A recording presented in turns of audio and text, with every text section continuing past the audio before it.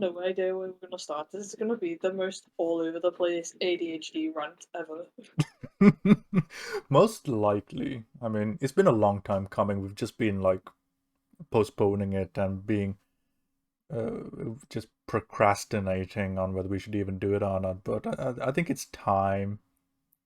I was saying to Ryan before, like we're just gonna air all of our grievances out. I mean, obviously there'll be more because Marvel are not gonna stop making films, but yeah, They're like a Cthulhu-esque being, like yeah, like proper Lovecraftian being that will never die and will only lose our minds the more we're exposed to it. yeah, pretty much. Marvel is Cthulhu. I think Disney in general is like Cthulhu with all the tendrils going into Star Wars and Marvel and the animations and Pixar. It's very true. Alright, so hello, ladies and gentlemen, how do you do? Hello. There are Yeah, fireworks going on because it is. It's yeah, the night where the fireworks go on. yeah. For anyone who may not be aware, we are actually recording this on the 5th of November, which, let's be honest, we should probably be talking about V for Vendetta today, but do you know what? I feel like doing a We like to Parliament-esque talk to bombing for ourselves. Marvel, so I We guess it's like to appropriate. torture ourselves. Uh, but yeah, that would explain the fireworks in the background, if you can hear them. If you cannot, well, they're phantoms infecting thy brain, that's all we'll say. So how long this would take, who knows? If we do it in one, great. If it's multiple, then we'll just take multiple episodes of the podcast to get through it. But yeah, we're just going to be doing a Marvel rant. Um, Almost was considering doing a Marvel arc like we did with the Snyderverse, but there's No. 25 films. I refuse. Like, that's a year that would be taken out Yeah. just for Marvel, so I'd probably enjoy it up until say like up until we hit Captain Marvel, and then it'd be like, no, I would like to stop now and just pretend the rest of them don't exist. genuinely I was thinking Captain Marvel as well. uh, Because I was but talking to Ryan before, I was like, I'm trying to pinpoint when it was I started having iffy feelings about Marvel, and I for me, completely forgot Captain Marvel because I didn't actually watch that one when it came out. Like, I didn't watch it till last year. oh yeah, because you went through the Marvel journey on your free time, didn't you? Yeah, So it's you've because watched them all more recently than I have. yeah, I watched WandaVision, really liked it, and because obviously I finished WandaVision twice, like while it was still going, it hadn't finished yet. So I was like, now I kind of want more of this character, so I just went through all of them. Yeah. And I suppose for me, the first time I was really questioning it was probably Black Panther. That film was pretty shocking because Yeah. yeah, I can't remember who I went with, but we were both like, that was weird. Okay, Uh, I didn't see that one till last year, so I actually didn't watch that one in the cinema and when it came out, so I I don't think think it had as much of an impact when I watched it at home because I was already just marathoning everything. right, right. It was weird because up until this year, when Black Widow came out, Black Widow was the first film since Iron Man 3 that I hadn't seen in the cinema. Every other Marvel film I saw in the cinema, like near religiously at midnight. And Cool. that's how much I adored the universe. But after the year that we've had with regards to the Marvel content, it's like, nah, I'm good, thanks. Still haven't seen Shang-Chi. I have zero No, interest in seeing what is just it came out. Eternals? Yeah, Eternals? Eternals. Couldn't Well, even do you know what? remember. I was more like I'm vaguely interested in Shang-Chi. I just want to see if it is indeed any good. Probably not, but you know, cautiously optimistic, tiny bit. I think it's the last of my optimism. Once I watch Yeah. Shang-Chi, I'll probably be like, nope, okay, all optimism gone. Honestly, the only reason I would watch Shang-Chi is if we were watching it together. Otherwise, I have zero desire to watch it. I've not even watched What That's If. The last Marvel content I watched cool. was probably Black Widow with you. Yeah, the last thing I watched was Black Widow after Loki. Just didn't really feel like watching What If. I mean, I was interested in it, but I don't know. I think after Black Widow, I was just like, I am exhausted with you, Marvel. I need a break. Exactly. And you would have thought that the year out with the lockdowns and all of that would have made us a little bit more hungry towards more Marvel, but now that we've gotten that content, it's just drained whatever hunger we might have otherwise had. Yeah. Just 1 second. I think No I can hear problem. my Oh my, and here I am alone. Who would come to my rescue? But yes, regardless, it's apt. hello. Ah, Oh, nice. I thought I was gonna have to go on for a little bit longer. he was just outside the door, just like messing with a paper bag. But I was like, "What's the noise?" Just, Okay, okay, just checking he was alright. cool, cool. So yeah, I think it's kind of apt that we're doing this on the day, or if not a day after the Eternals released, or is it simply Uh, Eternals? I don't even know anymore. But yeah, rather than talking about Eternals, we're talking about why we might possibly not be excited for a Marvel film ever again. For a while, at least. yeah. I So, might end up going through a DC arc where I just expect terrible things, and then boom, we get a Suicide Suicide Squad. Squad. Oh, I like DC again. Yeah. Like, honestly, I'm pretty sure the only film that I'm looking forward to when it comes to Marvel is Guardians 3, and that's because of James Yeah, Gunn. yeah, that's probably the only thing I'm looking forward to, and also because I love Guardians.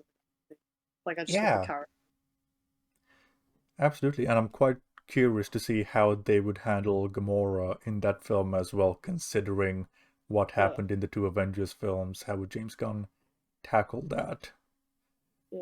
I really hope he doesn't go down the route of trying to force characterization quickly, like they did with Loki. You know, because how I was like, this is the Loki that's from 2012, but also he's magically not a psychopath anymore that likes to take people's eyes out. So I'm really hoping they don't just immediately go from, because Gamora was very like closed off and like, no, back off, Peter Quill. I'm really hoping they're not like, they don't just like immediately try to re-speed up their relationship again. Like they should have to build it back up again. Yeah, absolutely. And there is a very interesting dynamic that you could have with Gamora and the rest of the Guardians, where they're treating her as if she's family, and she's just going, "What's going on here? I don't know any of you." You're just like, who the hell are you? I don't know who you are. Like I can just imagine Drax trying to give her a hug and she's just like, get off me. Yeah, and I hope they treat it in the same way where they treated Nebula in Endgame. That's one of the few things I quite liked, where even though present day Nebula has gone through that arc, just because you tell past Nebula that in like 5 minutes, that doesn't change her character. And therefore, that Nebula ended up having to die in like that. Endgame is a mess, but the way they handled the two Nebulas are one of the few positives. Yeah. So yeah, So, that's kind of what I was looking for with Loki, because I was like, this version of Loki, he's still a bit of a sociopath. He's still quite happily trying to take over anywhere, basically. He just wants to rule over places. And then he's just suddenly is just like, oh, hey, I think I love myself. And it's like, right? yes, incredibly emotionally open considering a day ago he was scooping a guy's eye out with a spoon. Yeah. Like, even when you get to the point in, like, Thor Ragnarok where he's sort of redeemed, not really though, because he's still an asshole and he's, you know, still, like, basically betraying everybody, but, like, he's gone through an arc and he's more, like, on good terms with Thor. Absolutely, and even But though it's I'm not the taken biggest them. fan of Thor Ragnarok, I think from a narrative perspective it does fantastic work with Loki because at the end of the film, when they were in the ship going to who knows where, Thor was saying, and this scene always stood out to me. It's like Thor was saying, "Ah, if you want a projection, I would hug you," and Loki just says, "No, it is actually me. You can hug me if you want." I was like, ah, compared to where we started to where we are now, there's a full arc. It is Yeah. complete. Infinity War, he is dead. Boom. That is one fantastic character arc. Well done. And it's one And, of the like, few things that were great about the Dark World as well. Thor and Loki's relationship, despite how benign and boring that film was. yeah, I'm sorry, like, Loki was the only good thing about that movie for me, like, rewatching it again, I was like, "I forgot this movie was so bad." Yeah, absolutely. It does a lot of work with Loki and Thor's relationship, and it bears fruit in Ragnarok and Infinity War, only for us to come to Loki, the TV show. Yeah. And then it's just like, "What have you done? What have Yeah. you done to my boy?" You massacred my boy! I know. When I was watching it, it's like I'm just enjoying it because it's Loki. But then when you watch it, and this is always my issue, I end up disliking things in hindsight. Yeah, Because if it's like a character I enjoy, I think I can easily just like slip into it. I really enjoy seeing this character in any form, so yeah. But then in hindsight, when I go back and actually rewatch it and look at it, I'm like, because I remember as I was watching it, I was like, stuff doesn't feel right. Like, I feel iffy about stuff, like, especially with the whole Loki and Sylvie thing. I was like, this feels really iffy and strange, and this is not what the direction I was expecting this to take. But I was still enjoying it. But then in hindsight, I'm just like, they completely ruined Loki as a character because he's not Loki. He's just like this. whatever Yeah, being this is not Loki yeah. anymore.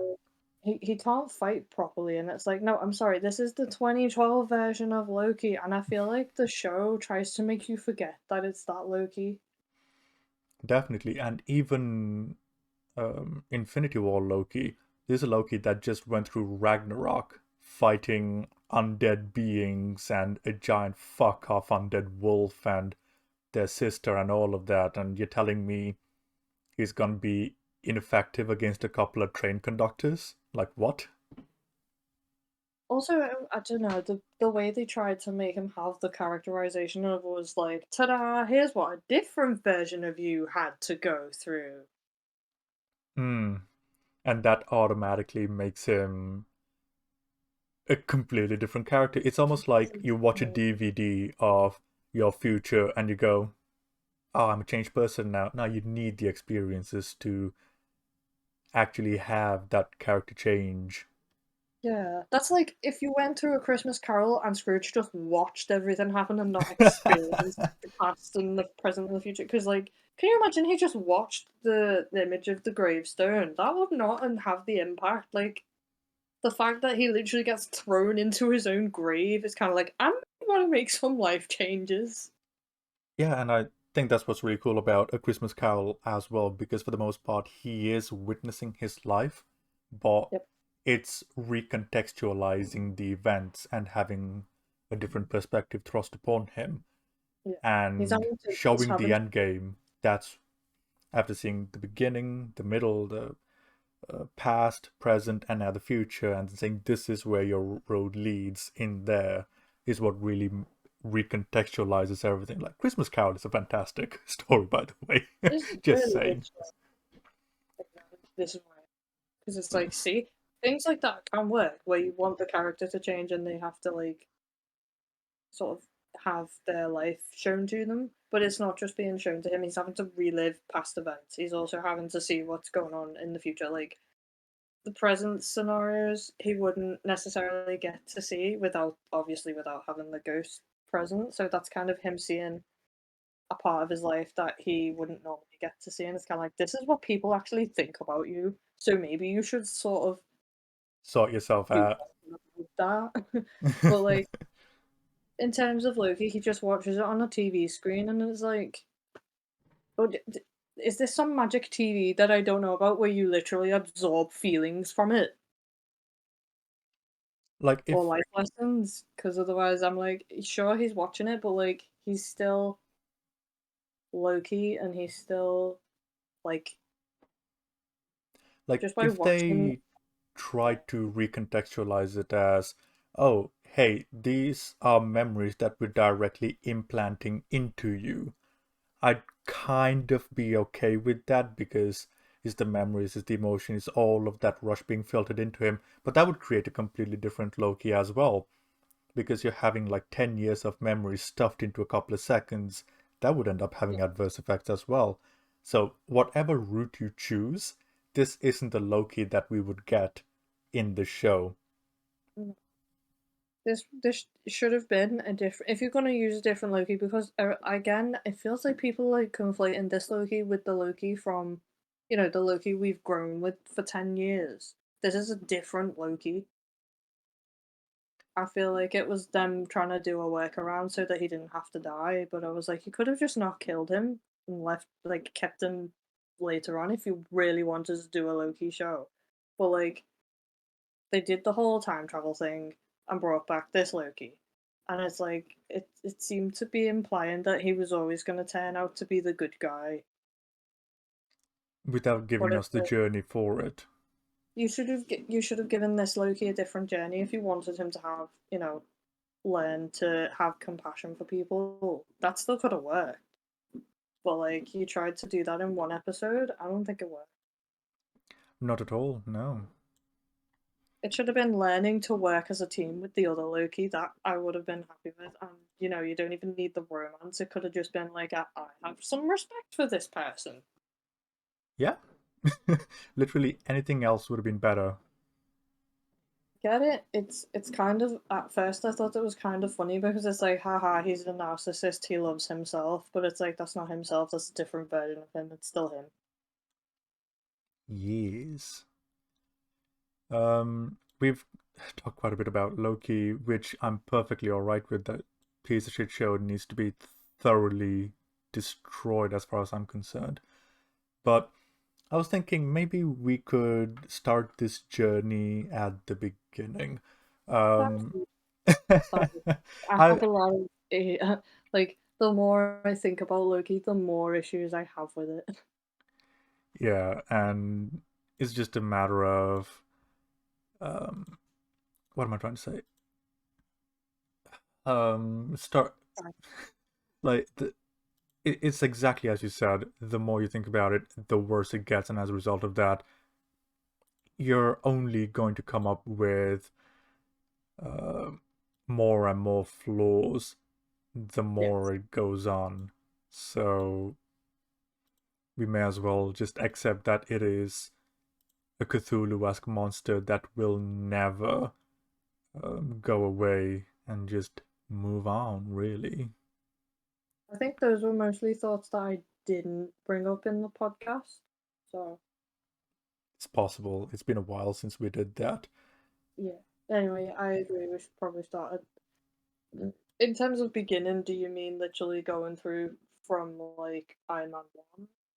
Or do you just Um, mean like from what I when. was what I was thinking was possibly starting at where you started your MCU journey. Like, when did Oh, you first start with it, and what do you think of it? Moving on till now, slowly but surely, and we'll talk about the different films along the way. good.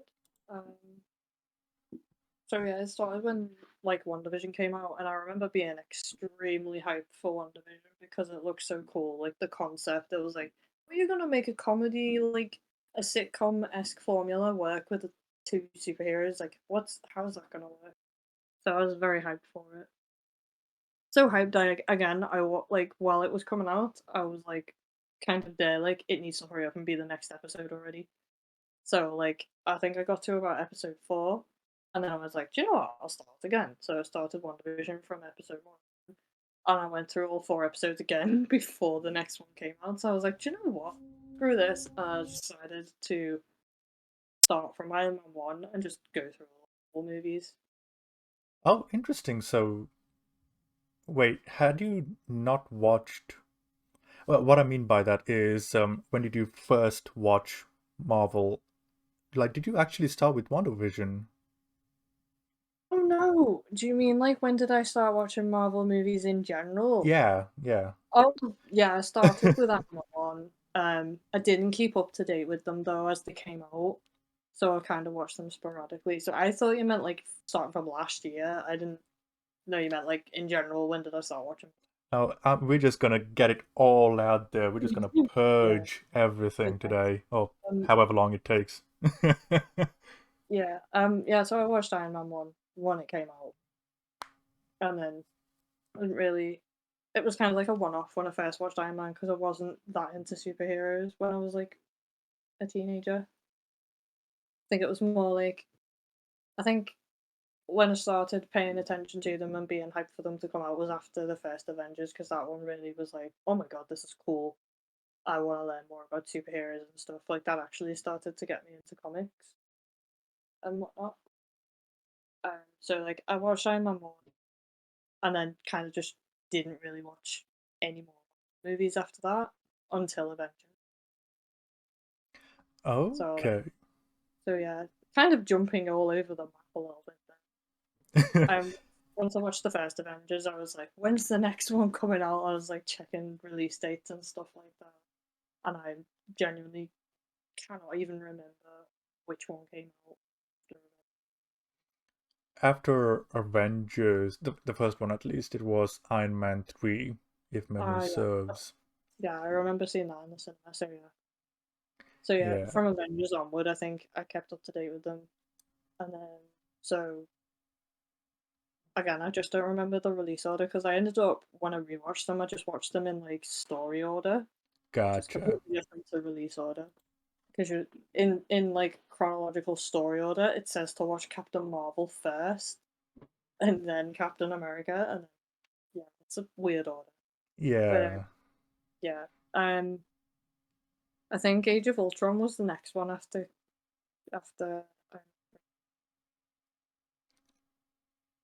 Do you mean the one you watched in the Yeah, cinemas release after Iron Man 3? in terms of release order, because I did like it. I watched them as they came out, and then I'm trying to remember which film where I stopped going to see them regularly. Okay, so it wasn't a matter of going to every film, you went to the films that you were interested in. Yeah.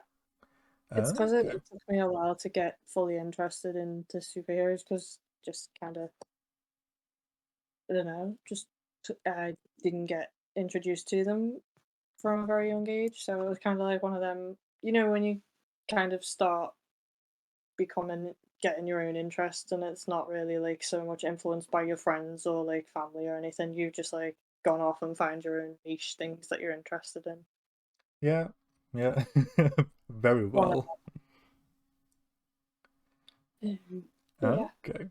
so I'm not saying I'm not like I didn't get invested. I'm just saying my investing in the films was very sporadic and like all over the place. Like I didn't used to go see movies regularly in the cinema. Like the cinema used to be like a treat for me, and I think I still kind of see it that way. So I'll only go and see movies if I'm very very much interested or if I have the time.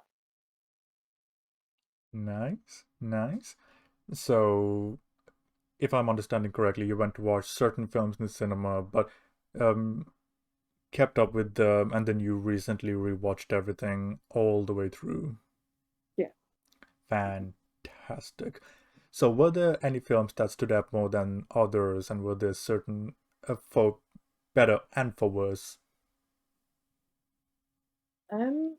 I, I genuinely going back. I really enjoyed all of them. Like I forgot how Oh, you're funny they breaking were. up. Oh no. Think I moved far away then. But yeah, I remember really liking all the Iron Man movies. I really liked the way they handled his character in 3. I hated the Mandarin, that was annoying. I think everyone hated the Mandarin in that film.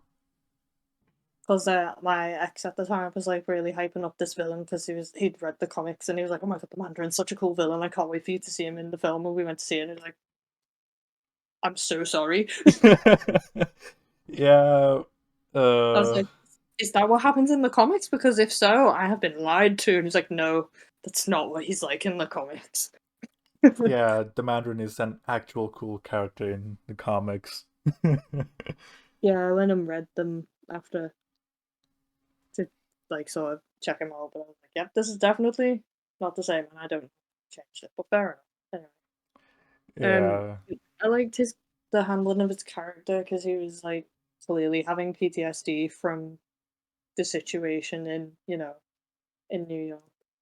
And I was like, I'd never seen that in a movie because I'd never really seen superheroes like go through trauma because it was like up until that point it's like they just kind of brush it off and go, I'll be fine. You never really see it affect them. At least Definitely, like, even though not the biggest fan of Iron Man 3, in fact, I think it's a pile of crap to be honest, but there are gems within that film that are sorely missing even in today's Marvel films because that idea of going through PTSD and having to deal with that, it's something that is really interesting for Tony's character to go through and seeing how he comes out the other end. yeah. So, yeah. It also has like a further like ripple effect because then eventually he gets to the point where he's crippled by fear, so he ends up creating Ultron, and then he obviously ends up in Civil War trying to basically enforce laws and stuff like that. And it's like it's just really cool because this one thing that caused him some trauma is obviously having a ripple effect on how he sees the world, and like basically he tries to put like a leash on superheroes, which you can't really do. Or at the very least, um, having superheroes be regulated and be part of a government organization rather than leaving them to their own devices as they have been up until this point. Like, that's what Yeah. Civil War, it's in terms of what it means for the MCU at the time it came out, it was a huge shakeup in the status quo. But unfortunately, as we've said multiple times in the podcast on various occasions, they did nothing with it. Yeah. Like Yeah. Civil War in isolation is a great movie which really shakes up the universe. But then you realize there's more films and that they Mm. barely do anything Like, with it. yeah, they like completely forget about Civil War. Like I was like, oh my god, Civil War is gonna change everything because there's gonna be people on different sides. You know, like people siding with Cap, people siding with Iron Man. It's like, oh my god, now people who were like really close are like on opposite sides. Like pretty sure Black Widow and I end up on opposite sides, and it's like, oh my god, they're like best friends. Yeah, and it's kind of cool how they did the airport sequence where everyone else is fighting really hard, and then Black Widow and Hawkeye are like, "Yeah, let's just pretend we're fighting, alright? Because I don't really want to hurt you. Okay, so Yeah, let's just look like we're fighting, so no one pays attention to us." yeah, it's fine. We'll just pretend it's all good. Like Yeah. it's the equivalent of "I hate you, I hate you." Do you think they're buying it? Yeah. But everyone's so caught up in their own Yeah, fight that they just kind of leave them alone. true. I think Civil War is my favorite Captain America film because I don't really enjoy the Winter Soldier. I don't know why. Yeah, Doesn't I've only ever excite watched me. Winter Soldier once, and I've had zero desire to go back and watch it again.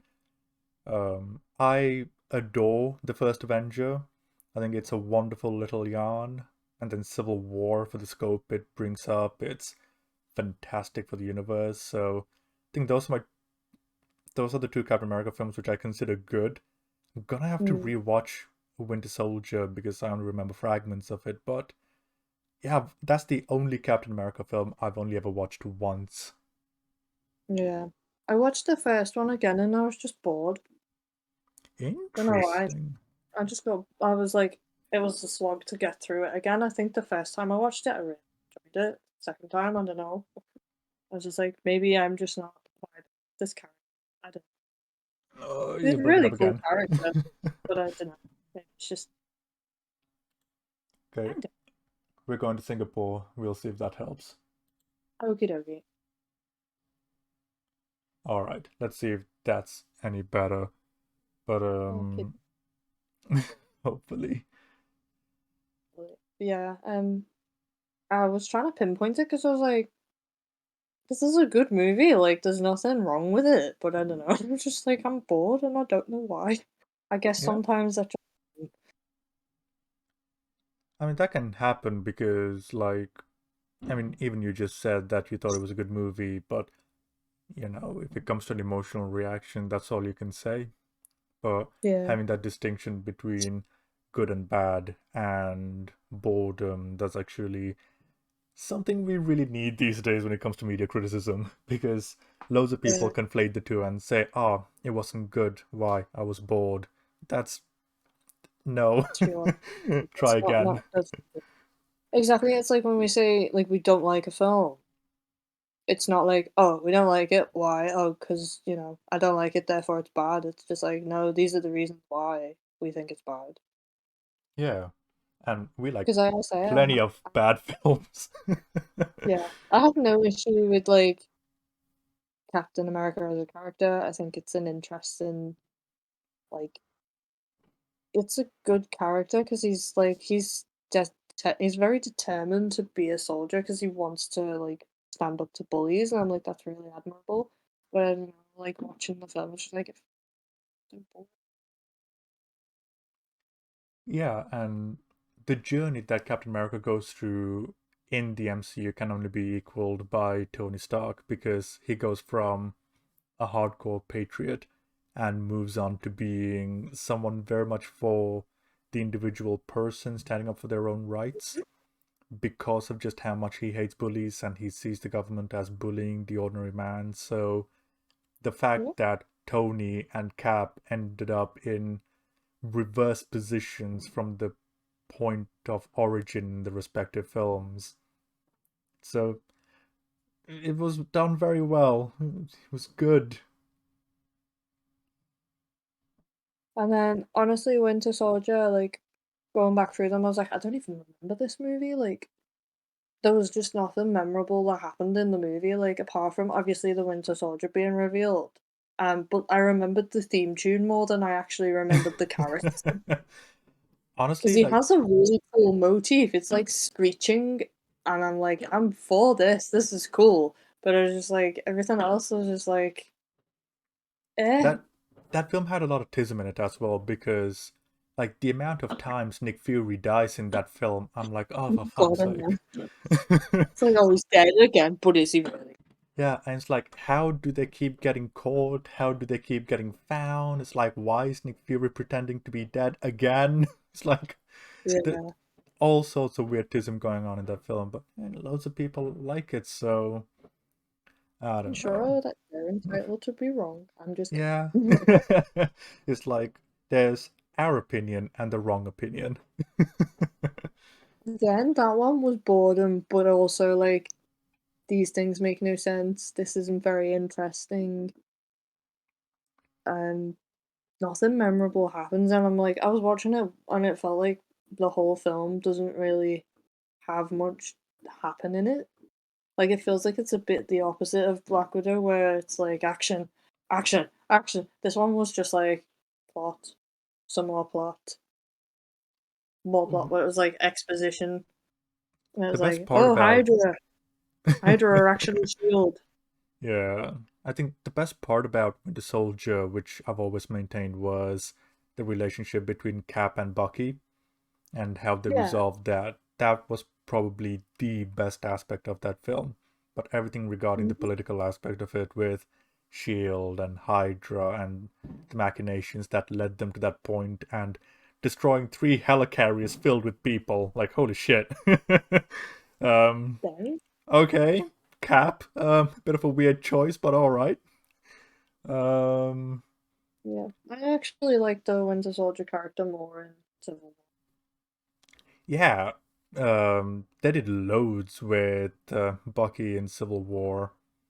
The way he was integrated, the way he was characterized, developed. They did a fantastic job, which is why when you're watching Black Falcon, you're so disappointed because this is such a Yeah. rich character to tackle, and they did less than the bare minimum with him.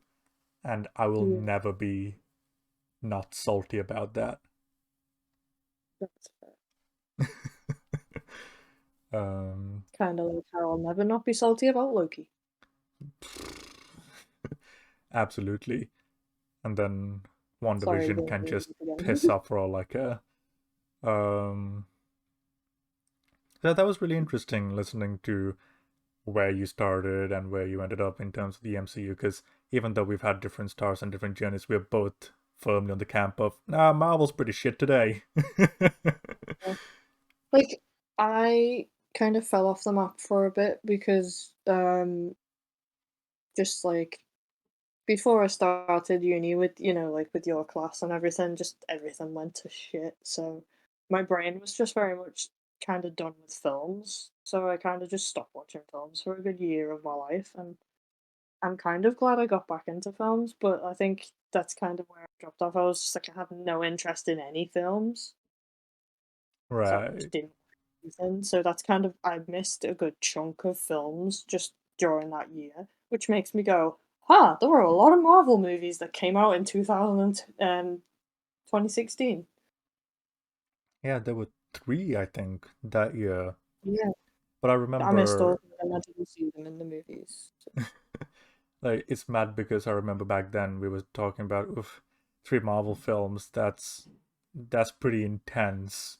Um, Not even from a watching perspective, but there's the making of, so you gotta worry, are they focusing on quantity as opposed to quality? And even when it comes to watching, it's like that is a lot of films that we're gonna have to keep track of for us to understand what's going on. And a lot of Yeah, people are saying things about superhero fatigue, which, goddamn, like I am pretty burnt out on superhero, even I'm burnt out on superhero films. yeah, But now we're getting 4 shows a year, 3 movies a year. Wait, 4 films this year. God damn it. yeah, Ah, and 4 shows, and it's like we thought 3 was bordering on too much back in 2016. This is overload, yeah. and the quality has more than taken a hit. Oh, yeah. And also, I think with shows is it gives you more time. So it's giving us more time to notice the problems. Yeah. Then again, they seem really bad at telling a coherent story in 2 hours, so you know. It doesn't matter what I don't format it know is. anymore. It's yeah. Uh, It is insane yeah. though, because like when you go back and when we're talking about stuff like Iron Man and Captain America, we talk about it with such reverence because of the quality of the narrative that they gave us, and Mhm. now what goodwill they have brought through those films, like Iron Man 1, Avengers, Captain America Civil War, Guardians. It's all just down the drain in the course of just a single year. Like, that's Yeah. kind of impressive. I think it's a lack of the writers that we've had because a lot of them left, if I remember. Yeah, so originally it started with Feige, Favreau, and all those guys. Then Joss Whedon came on, Edgar Wright came on, so you've got a lot of talent there in terms of writing. But then Edgar Wright left around 2012, 13 to do World's End, which I'm glad because I adore that film. Yeah. We got World's End, so I saw it. Yeah, and then Joss Whedon left after Avengers 2 because he was just burnt out. And I know we're not supposed to like Joss Whedon today, but fuck me, he is a good, talented writer. Um, Be a good talented writer and an asshole. And I mean, I yeah. won't deny talent, but you can be really talented at anything and still be an asshole. Absolutely. And then Jon Favreau took all creativity out and was just focusing on his own stuff. So you got 3 of the 4 founding pillars of the MCU just gone, and it's just Feige He's now. done And I think Feige is getting outed a bit because now that the creatives are gone and Feige's left, we're kind of seeing the ability. on his own. Yeah. I'm starting to So, think that maybe the other writers reined him in a bit. yeah.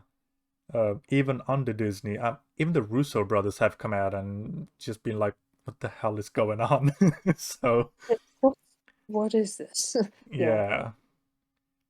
But it's like even when you look at the people that are working on Marvel today, it's got a lot of a short film 10 years ago, an episode of TV 5 years ago, an episode of Rick and Morty from 3 years ago. Yeah. Okay. Favreau, It's like, 20 years of experience. Edgar Wright, couple of decades of experience by that point. Joss Whedon, multiple successful TV shows. Some yeah. of them bordering on cult status. Like these are seasoned veterans that are working on this like cute little comic book project. And now it's a company that is filled with rookies, and you're Yeah. seeing them because like that's why when a lot of people are saying, "Oh, but it looked good and it sounded good and the acting was good," I kind of like feel, yeah, true, but provided you have enough money, you can make anything look good. Like you can try your best to make something look good on like the budget for ham sandwich, but if you're working with hundreds of millions of dollars, looking good and sounding good is the bare minimum I should expect. But Yeah. they're not investing on the talent to actually tell the stories or having a Yeah. plan.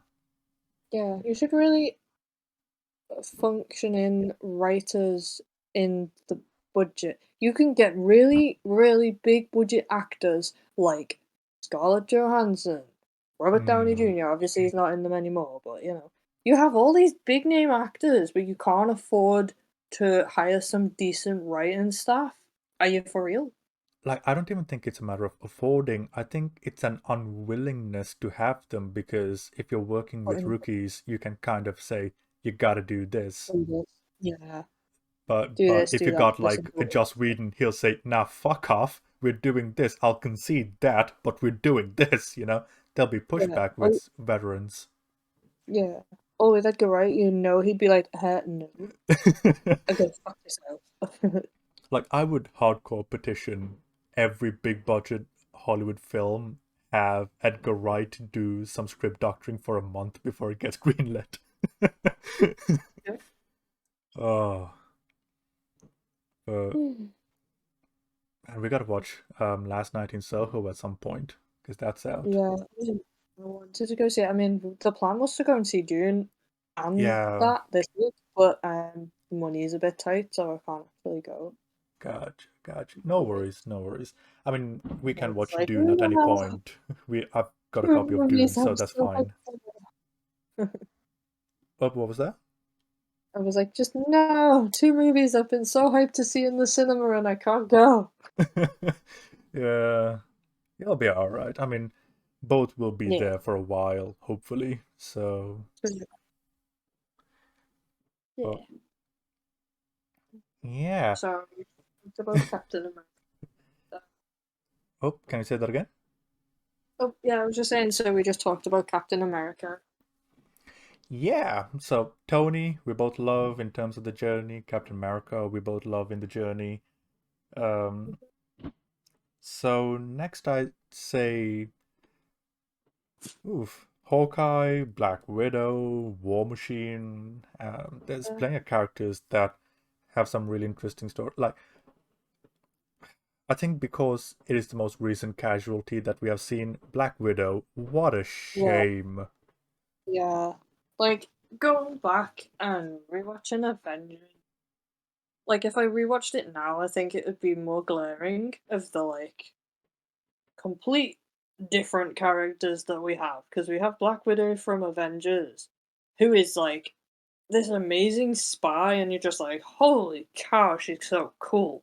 And then you have the most recent movie where she literally just gets thrown around like a pancake.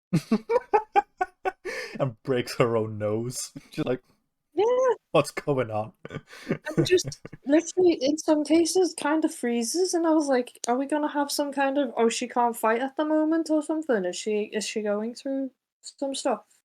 But no, it's just she just takes ages to react to stuff.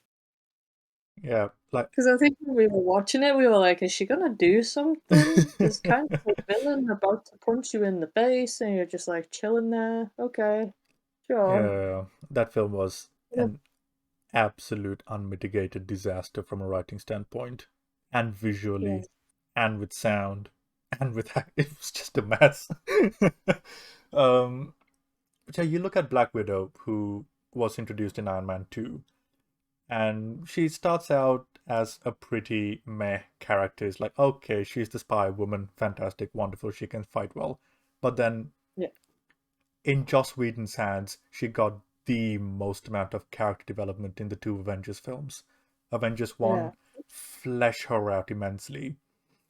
Like, Um, thank you for your cooperation should be her catchphrase because it's really cool how she like manipulates people into telling her what she needs. and then when they use it in Black Widow, you're like, no. Just Yeah. like In when you Black Widow, it is cringe. I mean, in Avengers, you could argue it's a cringy line, but it works because she's just like, "Oh no, you're telling me everything. What will I do? Thank you for your cooperation. Bye." yeah, It's absolutely. the And demeanor, I think, because it's of the the way intelligence she's of it like, as well, because in those yeah, scenes in the Avengers, she's using her brain, which she had back then, as opposed to in Black Widow. Like yeah, being able to like go through and manipulate people and even hide her emotions in such a way and project emotion in a way where it is advantages to her I, so that she can she get the even desired outcome. yeah, I was gonna say she even tricked the trickster. She tricked Loki into giving her information, and sure, Loki still managed to get some hits in there because he's also very good at needling people to get In emotional responses. Yeah, But and it was probably up going. it was like an even matched chess game Hmm. And if between the two of them. if it wasn't for Loki's quote unquote hubris, he might have won. But Yeah, in his gloating, he ended up giving her a clue that on the surface seems benign. And he's like, "Oh, that's what you want. Thanks." That was such a good scene. My God, the fact yeah. that they reference "Thank you for your cooperation" now, like you Like, realize with Loki, with Black Widow, and all these films in modern day Marvel, they have pilfered the first Avengers for all it's worth. I think that's what Mauler said in his video. I think it was Yeah, Mauler. Yeah, he says they've essentially just recreated the entire tiny little backstory they gave her. yeah. Oh God, Mauler's video was fantastic. I know, I really enjoyed it. Oh, I just love the different names he gives Taskmaster. The task manager was such a waste. Uh, but yeah, you in hindsight realize just how good the first Avengers was from a writing perspective. It had spectacle, it had grandiose characters, it had a very simple story, but there was so much work being done with the characters. And now Yeah, I don't even know what the focus is anymore because after Endgame, which was the literal end point, you're still continuing, and I don't understand what the purpose is anymore. yeah. There was a clear like goal for leading up to Endgame. It was like all set out. It was like a map. You know, you have all these Avengers forming. That was kind of like the first phase. Then you Hmm. had like people finding Infinity Stones, kind of like the second phase, and then you have the Infinity Stones, like this big bad being aware of the Infinity Stones and then going to hunt them. Yep. You know, Um. that's kind of like I mean, I know there's other stuff going on as well, but like those are three main things that stick out to me. Is like, we have like these superheroes being discovered, and then they form a team, and then you have like this thing that everyone's after, and then you have the ending conflict. It had a definitive three-act structure, Yeah, and which that's works. impressive for a series of arcs because they work like comics, and I think that was the big appeal. Is like it's like comics but in movie form, and it's like who doesn't want that? Yeah, and this is why I have so much respect for the first Avengers because on its own, it's like a third act conclusion to a movie because you start with Iron Man, it ends with the Avengers winning. But at the same time, it's like a first act to an even larger story because now you've got Thanos and the Infinity Stones. So it's a wonderful little movie that does so much for the world, for the stage that Yeah. it's in, the characters. Like, it's First Avengers is just so good. The more you think about it, it just gets better and better. And as well, like I say, it's the movie that kicked off my like, oh my god, I love superheroes. I would like to learn more of them. Yeah, yeah. Age of Ultron was a bit of a dip, but even then, there was a lot of good character work being done there. Cap Mhm. and Tony's primary conflicts are being set up in that film. More We got work some on Black Widow. we got some really interesting Black Widow backstory, and that is the reason why I was like, oh hell yeah, Black Widow film, please. And then it was just like they didn't do any of that. They just kind of brushed over it, like, oh yeah, she was basically mind controlled. It's fine though, but that's gonna skip that bit. I'm not gonna tell you anything about that. It is, it's shocking because there was so much potential for a Black Widow film You years could have made prior. a spy film. You could have literally just made it a spy film, and you didn't even have to show us the horrible, dark, I'm sure traumatizing things that happened to her if you don't want to. But you could still have made it a film about her learning to be a spy. Yeah. I would have watched that. That would have been cool. Like a cross But between Ninja Assassin and Atomic Blonde. Like, I'd be down for that. yeah, just give me uh, that. I mean, she got proper beaten up in, like, when we're introduced to her again in Avengers, she's getting the shit kicked out of her. Just yeah, more scenes of her, like, clearly being a bit outnumbered, outmatched, but using her brain to get what she needs. yeah. And, actually having some damage dealt to her would be nice. Like they Yeah. used to. Instead of hiding. Oh, God. I still laugh at the time she was bouncing off of ventilator shafts and landing like a cat. That was just, oh, I just can't even. Yeah. Oh, so I don't know how I feel about the attempt to make her and Hulk have a romance. I was like, do we need that really? I would have been interested to have seen where Joss Whedon would have taken it. But as it It just is, kind it of was just a plant for a relationship that never bore fruit. I was like, yeah. because there is something interesting you can do with it. Because in the party scene in Age of Ultron, which I absolutely adore, you had that one Oh yeah. scene where, you know, Bruce is by himself on the bar. Black Widow comes up to her and she's like, she's tells this one line which I thought summed up everything perfectly, which is, I've been surrounded by guys who went headfirst into the battle, and here you are, the strongest guy in the room, and you're running away from it. And there's that contrast in personalities, which she's just not used to in her line of work. And, you Yeah. know, it there's some really interesting potential behind that relationship. But, oh well. This is why we needed a Black Widow movie sooner. Yeah. Definitely should have been done sooner. Now it just feels like it's like we gotta have the quota of look, female empowerment. And it's like it's not very Oh. empowering, it just feels like it's a quota. Oh my god. I forgot to mention this on when we were watching it, but there were so many times I was getting distracted, A, by the sheer amount of lunacy that's happening with the action scenes, Mm. but B, by the sheer amount of ScarJo's ass shots. I'm like, Yeah. okay, as Empowerment. it's like as much as I like looking at her ass, can we please, stick to the actual narrative? Like, I can't believe I'm asking for that right now. It's like this. It was actually distracting at certain points because I'm like, what are you trying to prove here?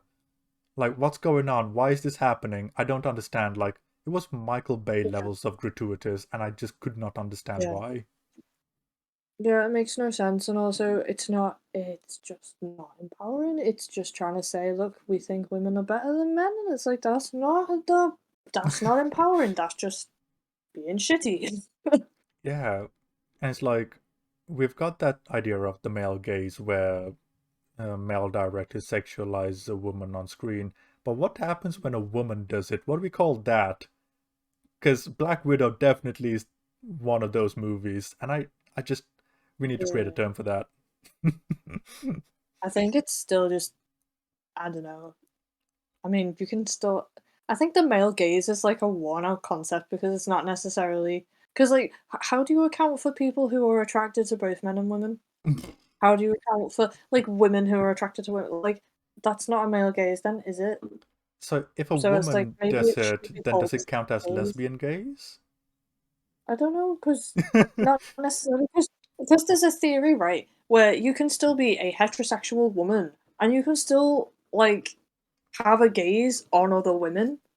So it wouldn't be just like a lesbian gaze. It's just kind of maybe it should just be a gaze. I don't know. I don't My know. head It's hurts. my head hurts It's when I think about it.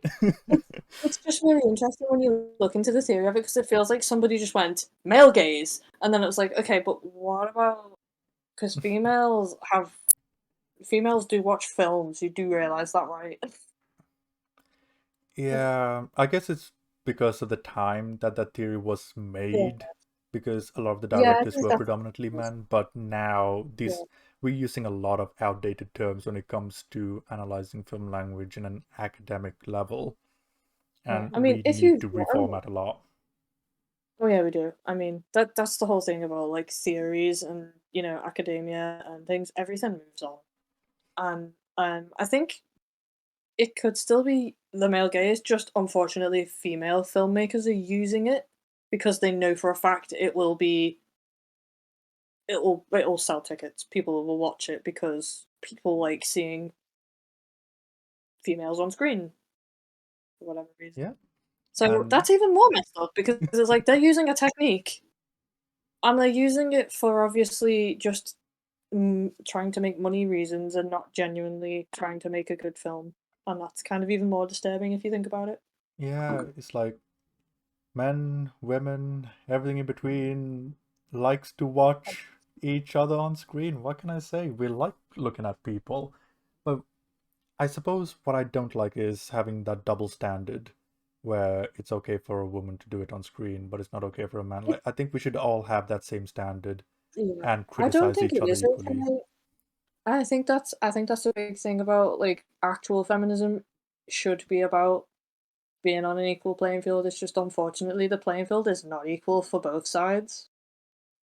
It's not. It's And it's it's getting worse it's and worse every day, yeah. unfortunately. It's it's it's weird because it's double standard in some circumstances and then it's double standard in other circumstances, and it's that's the whole thing of it not being equal because It's the it's hypocrisy not. behind it at times where people contradict each other. That's where things get incredibly muddled up in so many different ways and creates so much conflict because as a result of there being a lack of consistency, everyone's fighting over everything, and it just ends up getting devolved into a shouting match. Yeah. But I mean, that's the annoying thing. This is why it annoys me because it's like female empowerment. Let's have all the booty shots. It's like no.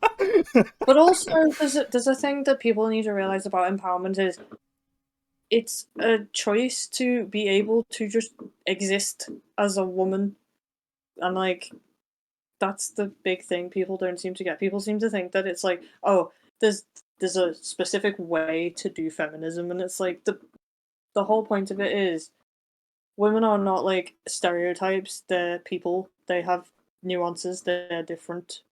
So you can't really like. But it's basically going against stereotypes. That's what it is. But like showing gratuitous shots of a woman, that's feeding into a stereotype, and that's why it's annoying to me because it's like your film is claiming to be empowering, but it's clearly not. Yep. I'll get off my um, soapbox.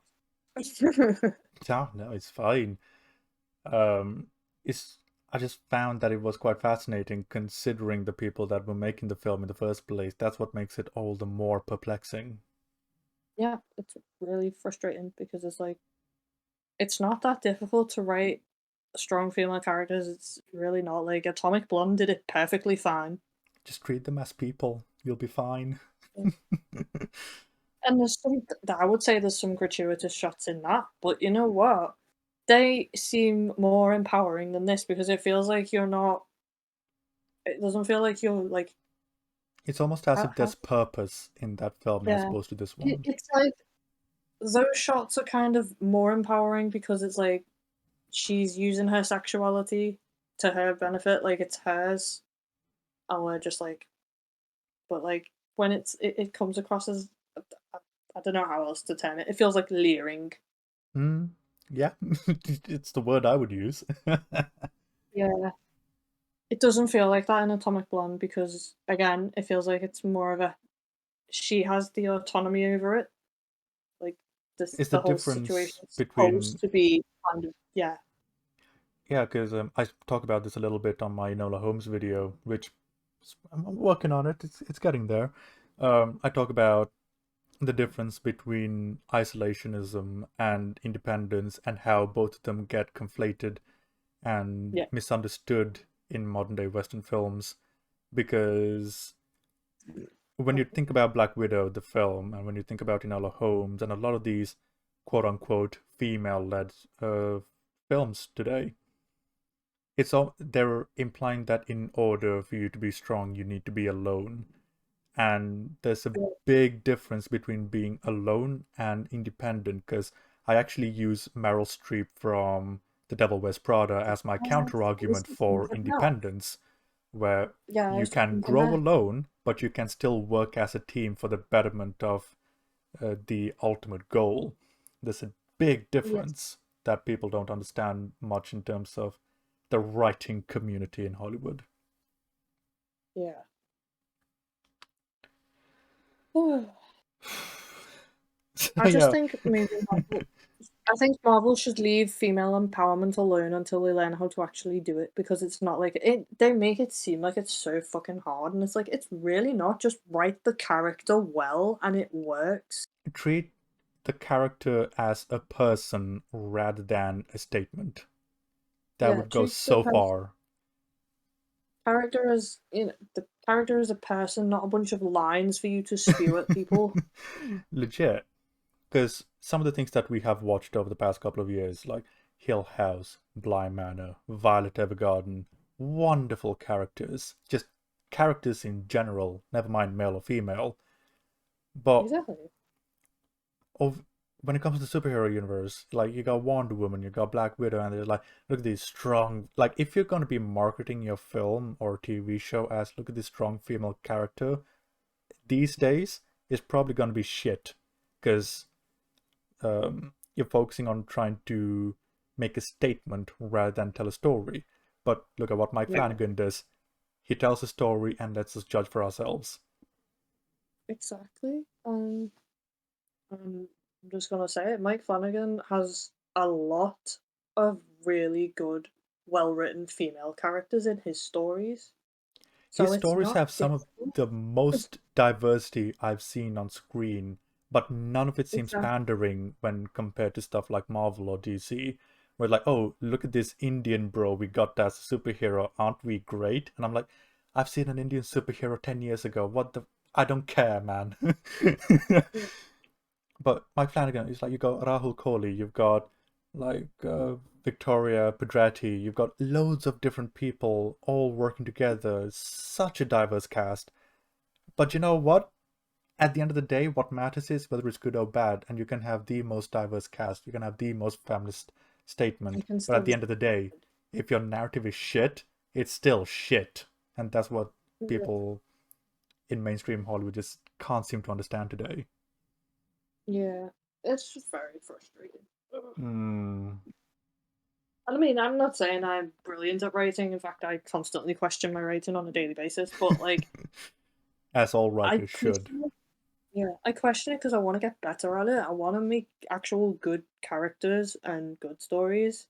And yeah, I struggle with it. But you know what? I'm not gonna be like the fact that there are people out there that are probably in the same boat as me, but just don't don't need to question their storytelling because they're getting paid for it makes me sad. That's something I absolutely hated about Rian Johnstone after he did The Last Jedi. It's like an interviewer asked him, "Would you change anything about the story in hindsight?" And he said, "Nope, not a thing. It's great as it is."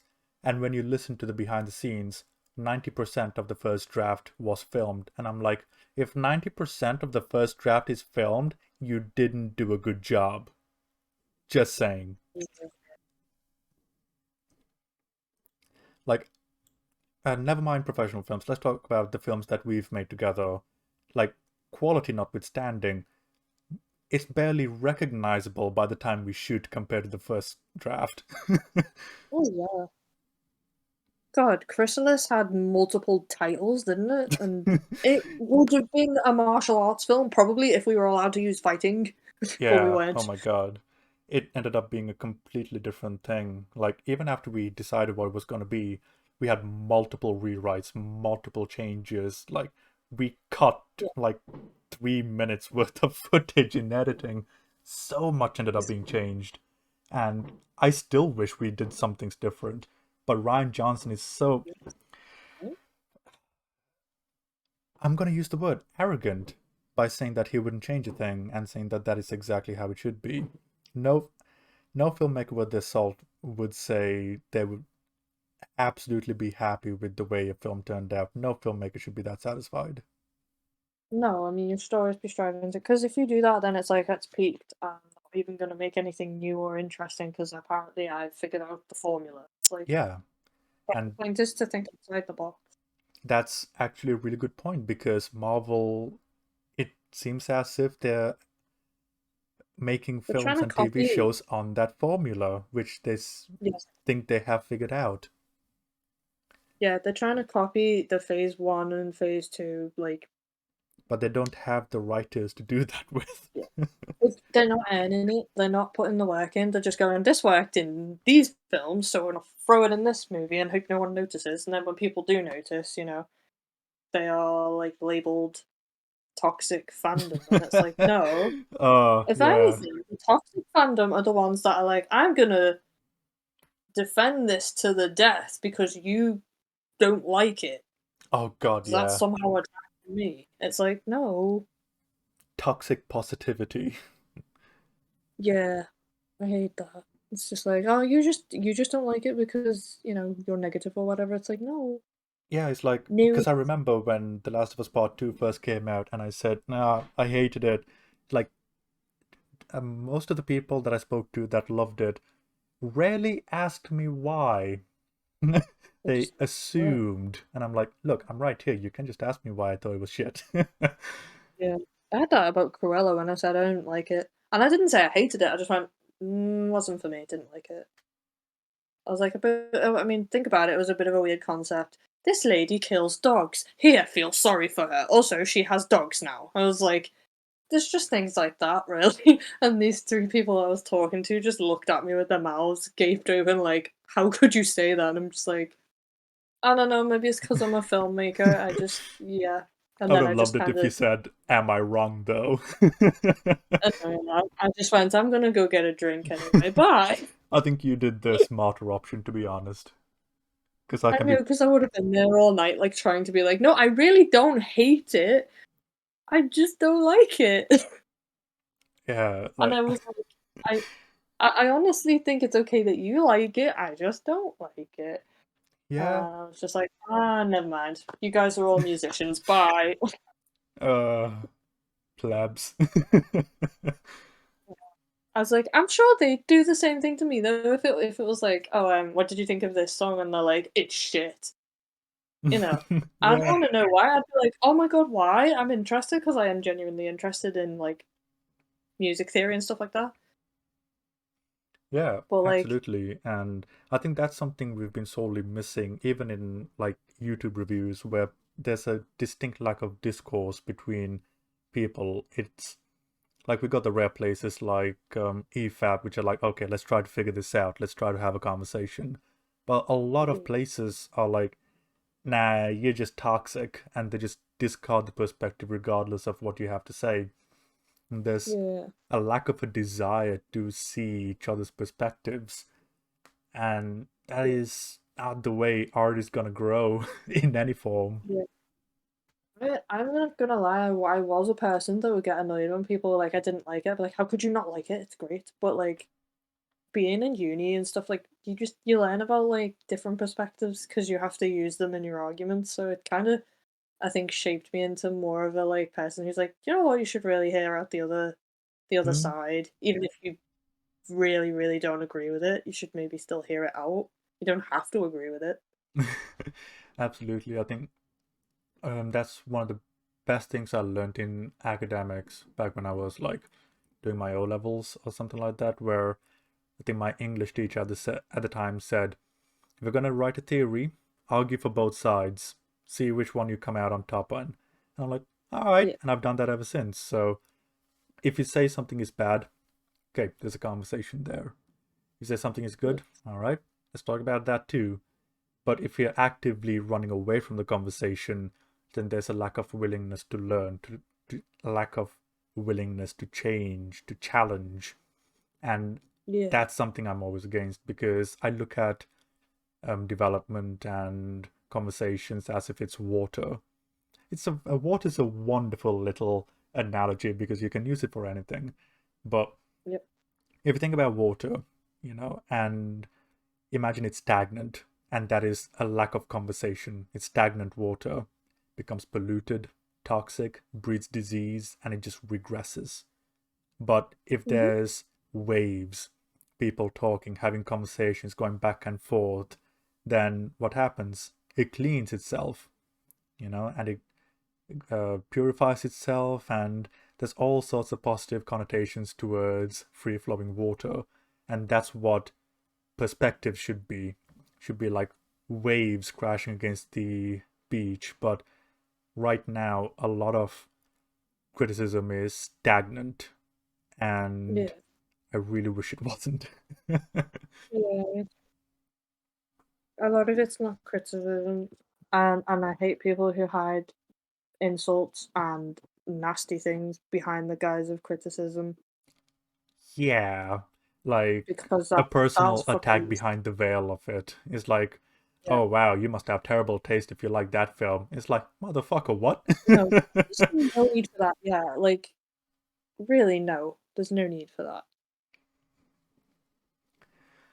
uh, It's like why you gotta be nasty about it? Like you can not like something and be polite about it. yeah. Or if you're a blunt person, you could just be like, I am quite blunt and I will say if I hate something, but it's not an attack on you, it's just my opinion. I mean, I'd say I'm pretty blunt when it comes to talking about these Yeah. kind of things. I mean, I try certainly not more to be blunt than blunt you are, but still, we too, managed to yeah. get on well. Oh yeah. I mean, I'm blunt sometimes, it depends on what it is. Hmm. And it depends on what kind of mood I'm in. Yeah, Definitely. yeah. Like, I don't know, I just if someone reacts in a way of like, "Oh, why didn't you think it was good?" Then I'm more than happy to talk about why, but if someone's like, "How could you say that? It's amazing," and just not let me get a word in, then I'm absolutely gonna be like, "I hated it, leave me alone." Like, do you know what? I was willing to have a conversation, but now I'm just gonna double down just to piss you Yeah, off. now I'm annoyed. I've done that a few times, and I'm proud of it. Do not regret it. Yeah. I did have one person say to me they hated Harry Potter because it wasn't realistic, and I was like, "Fucking, it's about wizards." Oh, that's like that review that we talked about where, oh, Bly Manor wasn't scary because ghosts aren't real. It's like, fucking what? Yeah. Oh, I was like, next you're gonna tell me you don't like any superhero movies because superheroes aren't realistic. oh my god, we're breaking new ground here. I was out of there when he was like, I don't like Harry Potter, and I'm like, look, I don't mind if people don't like Harry Potter, but if you go, it's not realistic, of course it's not. Yes, you can absolutely see that hippogriff flying across the sky. Of course people use sticks of wood to fight each other. I mean, they do, but like, not in context. Oof, depend. Yeah, it depends on the situation you find yourself in. I was just Man. like so baffled by this guy. I was just like, what the hell? I don't even. I was like, I don't know how to help you because I'm gonna say this. Lots of films that are fictional, they're not real. Oh god. I was just, I think anyone who knew, because I was pregnant at the time when this guy said this to me, so I was a bit, I was a bit big and I was a bit hormonal. But I'm proud of myself because I didn't scream in this guy's face because I was really tempted to. So I was tempted to go, they are fucking wizards! But instead I was like, okay, well, it's a fantasy film. And then, like, he carried on, and my friend was very much aware of how angry I was getting, so my friend had to, like, physically drag me away before I started screaming at this person. Oh, I'm not it's like proud of it, but I was like, I'm getting genuinely angry now. I understand that not everyone will be able to articulate why they like or dislike a film because not everyone Yeah. will have looked into film in a deep, what I mean deep in like getting into the nitty gritties of it. Like, yeah, I understand that, but if you're gonna be telling me something brain dead like, oh, it's not realistic when it's Superman, I'm like, okay, I'm gonna No. need a bit more than that because right now you ain't making no sense, bro. Yeah, but like when you want realistic, what do you mean? Like realistic to the world, realistic to our world. Like, you gotta give me more than that, man. I was like, okay, then if you don't want that, go watch a documentary because that's real. I Yeah, go mean, watch it's Free still sort Solo. That's a great of documentary. scripted. Uh, More people that watch Free Solo, the happier I get. That is a great movie.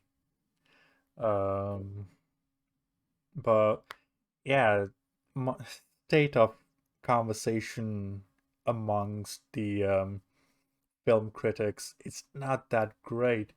And it's like I was watching a couple of reviews for Eternals as well, and you've got critics apologizing for not liking a movie, and I'm like, it's a movie, man. Don't apologize.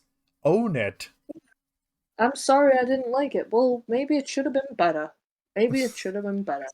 Like, give me reasons why you didn't like it. I'm more interested in that than apologizing to fans for a movie. Yeah. I don't know.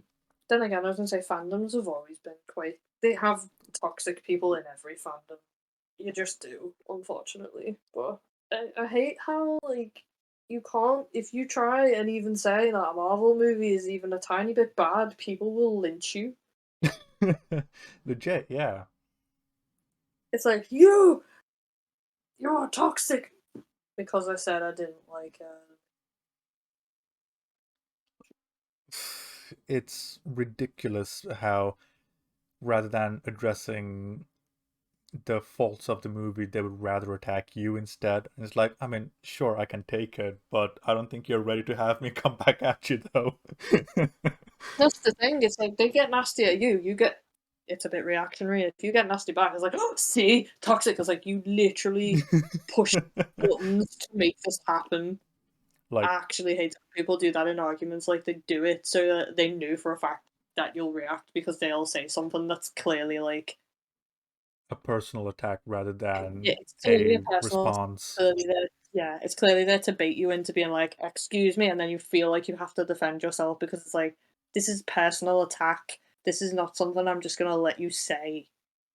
Yeah, I mean, and you could even respond in the nicest way possible to like, "I'm not okay with what you're saying. You've made it personal." They could still turn it around and be like, "You're reacting to me," and it's just like, I hate, yeah. I hate it. But I'm also yeah. okay with people who are like, "I just like the characters," and I'm like, "Yeah, I'm like that sometimes. I just like the characters, and I agree the films are bad, but I'm still gonna watch them because I like trash sometimes. I'm a trash man." Like, I like Shokugeki no Soma. It's shit. But you know what? I have a good time watching it. I like, oh man, I was rewatching bits of Kakegurui, and I'm like, what? Why did I watch this? Also, I'm so glad I watched this. Oh, it's like, I watched the show You, and it's terrible, it's awful, but I can't stop watching it because it's just interesting. Also, to be fair, the second two season 2 and season 3 have Chelsea no, is it Chelsea Pen oh, I've forgotten her name. She plays Danny in Bly Manor, got her in it. Victoria Pedretti. Victoria Pedretti. I got mixed up with her and a different actress who's in Brooklyn Nine-Nine. But Ah, yeah, yeah, she's in it, so I'm kind of like, you know what? I like this actress. I think she nails the role. She's yeah. psychotic, right? So But yeah, the it's criticisms terrible. around, yeah, like I think the point to take away from that is that we can enjoy terrible things and admit that they're terrible. That is okay. But the way a lot of people are treating, there's no other way to say it. Marvel stands. There's literally no other way to describe it. You know who? True, yeah, and you can be a stan and not be toxic. We're not saying all Marvel stans are like toxic. We're just saying some of them are just like, I will stand by Marvel no matter what, even if the thing's slightly bad, or if there's criticisms there. It's like no, no criticism. It's Yeah, good. it's like I'm one of those people who considers Stan in a very negative context because the Eminem song Stan, and I'm like, oof, that is a dangerous path to go down, Stan. But it's like even Yeah, then, if you're literally going to be saying there are no flaws, then you're lying to yourself. If you're not even willing to have that conversation, you're lying to yourself. Like, if you say it's good, but you're willing to have the conversation, I can at least admit that we may not come to common ground, but at least we'll be able to understand each other. But if we're not even willing to do that, then why? Just, it's blind faith. Like, it just goes back to what we were talking about when it comes to Midnight Mass. It's like blind faith, man. That's a it's dangerous bad thing. for you. Yeah. Oh, trying to think. I had a point then and it's gone. Bye It'll bye come point. back. Yeah, But maybe not. In terms of with Marvel, it's just like let people dislike it. It's okay. yeah, it's like, look, if someone comes up to me and says, "Hey, I loved WandaVision," great. If someone says, "I loved Loki," great. Like I had a friend the other day when we went to watch Dune. It's like, "I loved Loki." Like, all right, great. I thought it was shit, but hey, have at it. Um, Black Falcon, you like it? Great, whatever. But if you're going to be telling me it's good or bad, then that is a conversation we can have. Question is, do you want to have it? You know? I think that's my point. A lot of people will say it to me, but then you're ruining the film for yourself if you're just focusing on the flaws because it's like focusing on. I'm like, I'm not focusing on the negative because I very easily watch films and then don't notice the negatives until after I've watched it.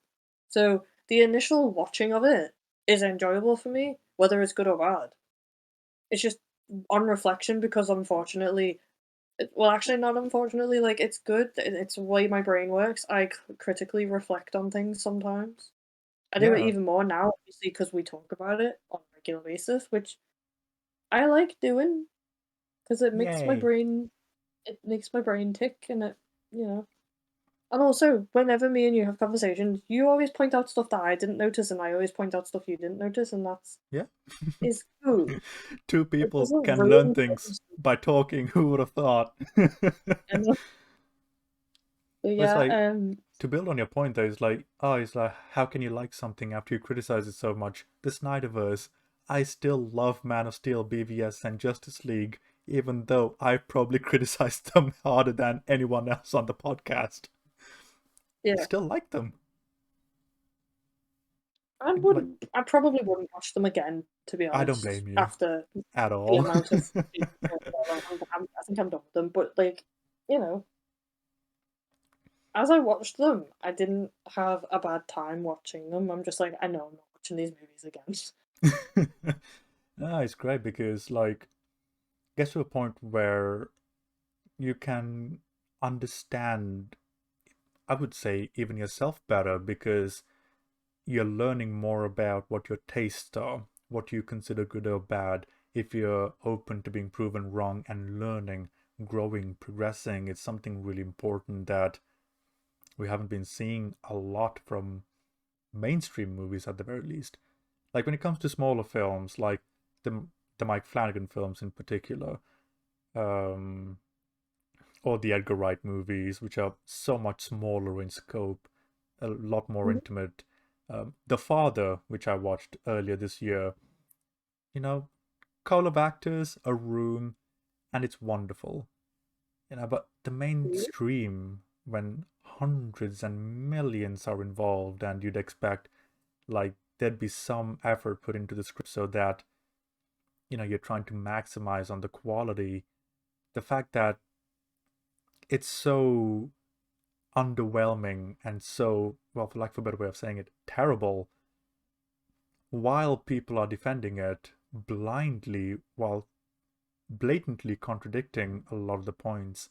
Um, like a couple of the YouTubers that are just shocking in terms of film analysis, Filmento or Cosmonaut and stuff, like guys like them Oh, who Cosmonaut Variety Hours. fucking retard Is it? as far as I'm concerned. um, I watched a couple of stuff that he's talked like I remember him saying in one of his videos, like Spider-Man sucks because they about. Oh yeah. made their way away from the actual comics, and then literally in the same video 20 minutes later he's saying the Fantastic Four worked because they moved away from the comics, and I'm like, fucking what? What just happened? Honestly, I was watching him go through Suicide Squad, and I was like, if he says this is good, I'm out. uh He didn't. okay. Like he made a BVS video and I was like, oh, so he thinks it's bad, this is gonna be a slam dunk for him, and he fucked Yeah. that up. I'm like, how? It's pretty simple to make fun of BVS, to make the criticisms of BVS. Like, how do you fuck it up? Oh, I don't understand. Like, Cosmonaut in a really weird way gives me hope, because if someone with his intellectual capacity can get over 1 million subs, surely we can get a couple of people listening to us. Oh no, because we hate Marvel, we're toxic. People won't want to listen to us, and also because I keep going on about feminism. I mean, and then there's me, who is just like a cancellation button waiting to happen. See, Oh, the thing in with cancelling you though is you would get cancelled because you're not a big famous celebrity who's immune to being cancelled. But people seem to be determined to be like, I'm a big famous celebrity and I got cancelled, and it's like, shut up. like, yeah, like, like between the two of us, I'm pretty sure, based on the things I've said, like I've been pretty brazen, like saying stuff like retard and incel and stuff Yeah. like that, which is hate speech in the UK. Oh, which is I was watching Good Morning Britain, and one of the hosts were like, if you use words such as retard or incel or red pill or blue pill, these are radical tendencies, and there's the chance this happened after the like Portsmouth shooting a couple of months ago, and like these Oh are yeah. signs of being radicalized, so make sure that you report. And I'm like, fuck off! You're not even using the terms correctly. Yeah. I mean, I understand with the R slur because I don't really like saying it. Um, I understand with that one. It was used a lot to insult people that had learning difficulties, etc. Yeah, fair enough. Like, if people are uncomfortable using words, fine. I have a problem when people tell me what I can or cannot say. If you try and I censor understand. me, I have a problem. Oh, I Um, understand. I just, I think it's very different when people are openly, clearly being hateful with their speech. oh Like, yeah, yeah. Like if there's malice behind what you say, I can yeah. understand why people get very Although offended in by some, that. yeah, although in some circumstances, even when you have no ill will and you don't quite understand what you're saying, I feel like that's harmful too. But I'm not Yeah. saying that's what's going on there. I'm just saying is there can be a fine line where it's like I have meant no ill will, and it's like sure, but you didn't actually look into what you're actually saying, though, did you? Yeah, Because I've had that conversation with a that's the few thing. people A lot of the times because these days, context be damned, you said it, so it doesn't but matter what like you sometimes meant a lot of the times. yeah, Oh well. if it's something like I don't know, say if someone made a racist comment and went, I didn't mean any ill will by it. It's like Oh it still man. has real complications that you need to. I'm sorry that you can't just go. I didn't mean it. That's still a bad thing to do. So yeah, Marvel. Bit of a Watch departure. them all. Yeah. I think that's where a lot of our grievances come from. It's the lack of willingness to change. It's the lack of Yeah, willing to give criticism, and it's the lack of talent behind the writing that I'm incredibly frustrated with when it comes to the MCU, Star Wars, Star Trek, yeah. name a franchise. It's the same problem. It's again. It's starting to feel like a quota. It's like insert social issue here. We need to talk about this. And it's like the thing is though, you can't talk about specific social issues you're trying to talk about in the way you're doing it because you're a Marvel. You have to make it accessible. So you can't talk about racism in an accessible way Like, I would even go because so far as to it's say that you could probably do it in a Marvel film, but it needs to be done by someone who actually knows how to write. yeah Because that to take Black Falcon into account, that show had zero subtlety whatsoever, and the point was battering you over the head as if you were an idiot. it But was like, do you get it? America racist. yeah, but okay, there's going to be a really weird comparison, but I'm going to go to BVS for a moment, and Okay. let's look at the way Superman was treated in that film.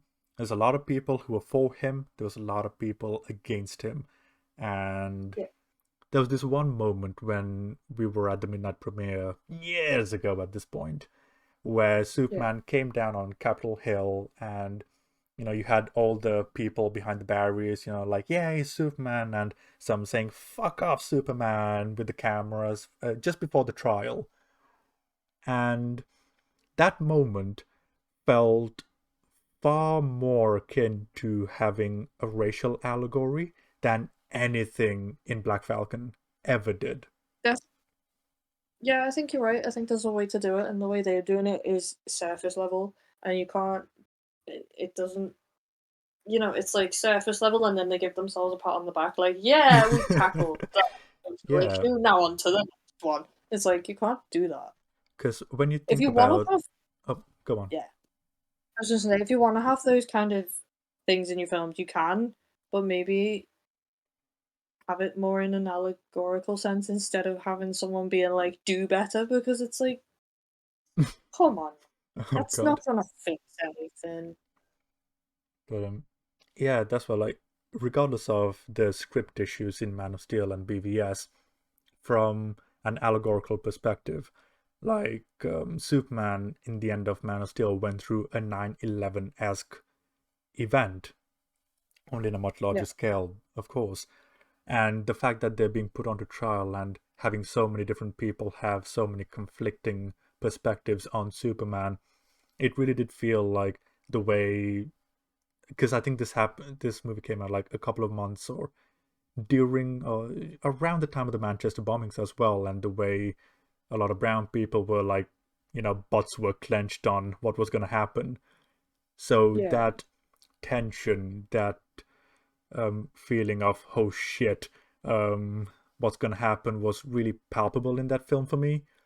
So Yeah. from an allegorical sense, that's why I really love BVS, because like in a weird way, Superman in those Snyder films made me feel more like I can relate to a superhero than most other Yeah. films. But at the same time, they're bad films. Let's not conflate the two. Yeah. You Your know? emotional connection to the film, though, and Exactly. It's a very emotional connection that's that I have to the one. film. And I It's one separate aspect that. that it's on for it. Yeah. And that's why I really don't like it when we've got um I'm not even gonna call them actors, adult make believe people in Hollywood talking about Eternals, and you've got Kunal You Nanjiani don't saying, make believe. for the first time, we'll have a diverse cast that people can look up to. And I'm here like Ratchet, Dexter from Jack and Dax, Superman. Not gonna lie, not a raccoon last time I checked. you know, like that's the point I'm trying to make with the Superman story just now. Yeah, yeah. Relatability can come in any Anyway, form. yeah. I mean, You I've just need related to. Violet Evergarden. I'm not exactly a blonde, a blue-eyed, Yeah. blonde-haired woman. No, exactly. Like you can relate to anyone. Like I think of a. Oh, you broke up. Hell, I relate to robot characters. There we go. As soon as you said robot, you came back. You. I mean, I'm a human, honest. No, it's debatable with me. I don't know. Oh, yeah. Ooh. It really is as if Marvel has lost its way, for lack of a better way of saying it. Yeah, it's like quota. We must include this. We must include that, and it's like after that point, it's not a story anymore. It's a list. Yeah. And then you got people like Alex Kurtzman saying Star Trek is not about the narrative, it's about the platform from which we can tell our agenda, through which we can propagate our agenda. And I'm like, Which no, it's a yeah, narrative. you shouldn't be doing that. That's not what a film is for. If unless it's a propaganda film, in which case I guess that's the point. But are you trying to say that Star Trek is now propaganda? Star Trek is in dire straits in the moment. I'm not really big on Star Trek, so I don't. So I'll take your word for that one. I mean, I'm not either, but I'm a big fan of the original series, and you know, I love watching Wrath of Khan and stuff like that. But I'm nowhere near a Trek fan as a lot of other people I know. But even I'm like, oh, guys, I'm so sorry about what's happening to your franchise.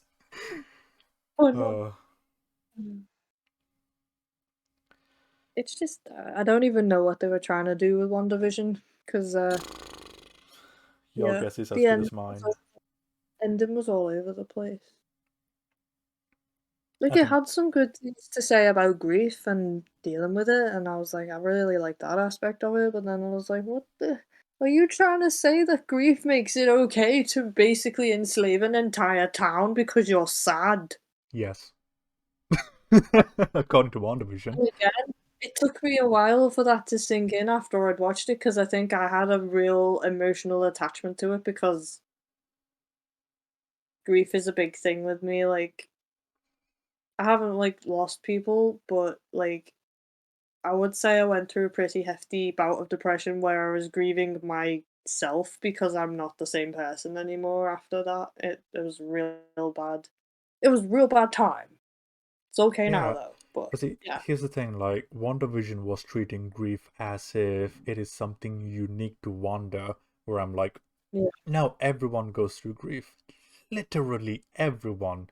Like Wanda's not special in this regard, but how she deals with it is what's special. It's, yeah, And that's the why, like, method in which yeah, the best scene in that entire show was that really quiet, intimate moment with Vision in like episode 7 or something, where Oh yeah. they're in the room and Vision just goes, "Look, grief is just like love that has nowhere to go." And I'm like, ah, hey, we've got something. It took Yeah. us some time to get here, but we got it, you know? Yeah. I was like, I like that scene. And much like the scene in Black Widow, Paul Bettany came up with that idea. And I'm like, why are the actors doing the writing? They Yeah. should be just, like when your writers are so incompetent, they can't even get the characters right. Yeah. I feel like it might have worked a bit better if Wanda had some fucking consequence. That's the thing that makes it really bad Oh, is she just gets to fly away. we'll talk And about we know that Wanda the in multiverse, detail when we're doing yeah. our dedicated episode for that. And then we know the multiverse is gonna happen, and we know she's gonna. Actually, I don't even know if it's her fault. I'm starting to think it's Spider-Man's fault that the multiverse happens based on the trailer. Spider-Man and Doctor Strange just going, no, it's Loki because they killed the clown at the end, so they unleashed the multiverse. But then that Yeah. doesn't make sense because Doctor Strange already saw multiverses in Infinity War. So, oh, for Yeah. fuck's sake, I can't think about Loki and think about See, consistency in Marvel, this universe. Marvel, you destroyed your own universe. How do you feel? Oh, like if I'm going to be thinking about consistency, I can't take Loki into consideration because my brain will literally come out of my ears if I try. Yeah. It's just like, why? And the fact that they What said, happened? oh yeah, we're trying to figure out the rules for the multiverse after the show is finished. No. That's like going, we have these Infinity Stones. We don't know what we're going to do with them yet, though. They're just there. They look pretty, right? Oh god, and the way And they then they treated the reduce stones in things. that show. I was like, are you, I'm starting to feel like that was a jab. I'm like, are you trying to say that your version of Marvel is better than that? Because I think you're No, mistaken. it's So, like it's like that teacher from The Incredibles when he's trying to prove that Dash is running, and like, oh, I think not. coincidence? I think not. Oh, that's The Incredibles, man. What a great film. Oh, so good. I really like the second one too. Not I as good, but I. I have a lot of issues with the second one, but that's a conversation for another day. I mean, I've only watched it once 2 years ago, I so watched it. I watched it a few times, but kind of like on in the background because it's like Mikey really enjoys it and stuff. So I'm fair, fair. not like Oh, openly watched it with like critical eyes on, if that makes any sense. yeah, no, it's fine. I get what you mean. Yeah, but yeah, mm, I forgot what I was talking about before Yeah, we were The just Incredibles. Oh, the going back on coincidence with Loki again. yeah, that was stupid, and yeah, it's just the fact that they're trying to set up this multiverse, and then they're like, we don't know what we're gonna do with it. It's like that's like the opposite of how you form a narrative. What are you doing? Yeah, this is building the train tracks with the train a foot behind you. No, not even that. It's trying to build the tracks while the train is 10 feet in front of you. It's like, how did you get to this point? Yeah. Like, if you're gonna write about a multiverse, which I think was a bad decision in the first place, because Hmm. multiverse, time travel, they just don't go well. That's what comic books do when they run out of ideas, which is why they keep rebooting the damn thing. Yeah. Yeah. If you're Well, gonna do that, then it kind of makes death not very important, and it kind of ruins I mean, it already everything. isn't. So far, Yeah. if we were to consider the entire MCU all the way to Loki, Quicksilver's still the only fucker that stayed dead. Yeah. Literally everyone else came back. A good point, actually. Wait, Iron Man stayed dead. Or is he back now as well? I can't Oh, remember. there are rumors saying that he might do the voice for Riri Williams in the Ironheart movie, and I'm like, oh, for fuck's sake. Oh no. And then Cap, well, there's multiple tisms now, so you can just get a fresh Cap off the boat next time you need him. And now there's going to be, it's a theory, isn't there? There's multiple Spider-Mans. Yeah, there's loads of people. I think it's all but Or is that confirmed actually, that yeah. I Toby thought it and was, Andrew's going to be in the next one. I thought about it and I was like, that'd be kind of funny if that happened. I didn't actually think it would happen. I was like, why? Like, I'm one of those people who I it's so blatant what Spider-Man No Way Home is doing. They're just banking completely on nostalgia. Hey, you remember the Goblin Bomb? Hey, you remember Dark Ark? Hey, do you remember? It's like, yes, I've got the films. I can just watch them again. Yeah, I do. Please don't try and fit them into a modern thing though, because it's not going to work. I will say, if they don't have the meme where they're all standing pointing at each other, I'm gonna be angry. I'll walk They out. had that in Spider-Verse though, so hey. They better do it. The I only just thing I I'm love looking Oscar forward to. Isaac Spider-Man pointing at another Spider-Man going, "Hey, no, this is no," in the post credits for Spider-Verse. I thought that was great. Yeah, it was really good. But Oh, again, Spider Verse is so good, and you know what? Just it's that's the the best only Spider Man Spider-Man. movie. Yeah, I'm happy to consider it the only one. All the rest um, of them, no, we don't talk about that. like I'm one of those weird fuckers who I've never been a fan of the Tobey Maguire Spider-Man, and I never thought Andrew Garfield's one was good despite the casting. And I'm like, yeah, like Amazing Spider-Man, the films are garbage. Tobey Maguire, I'm probably gonna need to rewatch the films, but I've never been a fan of those Spider-Man films, so here's me going, yeah, Spider-Verse all the way. Yeah. Like I watched them. Um, I was just kind of like, yeah, the movie's about Spider Man. Ooh, Conversely, though, I if think you were to tell I was me, never.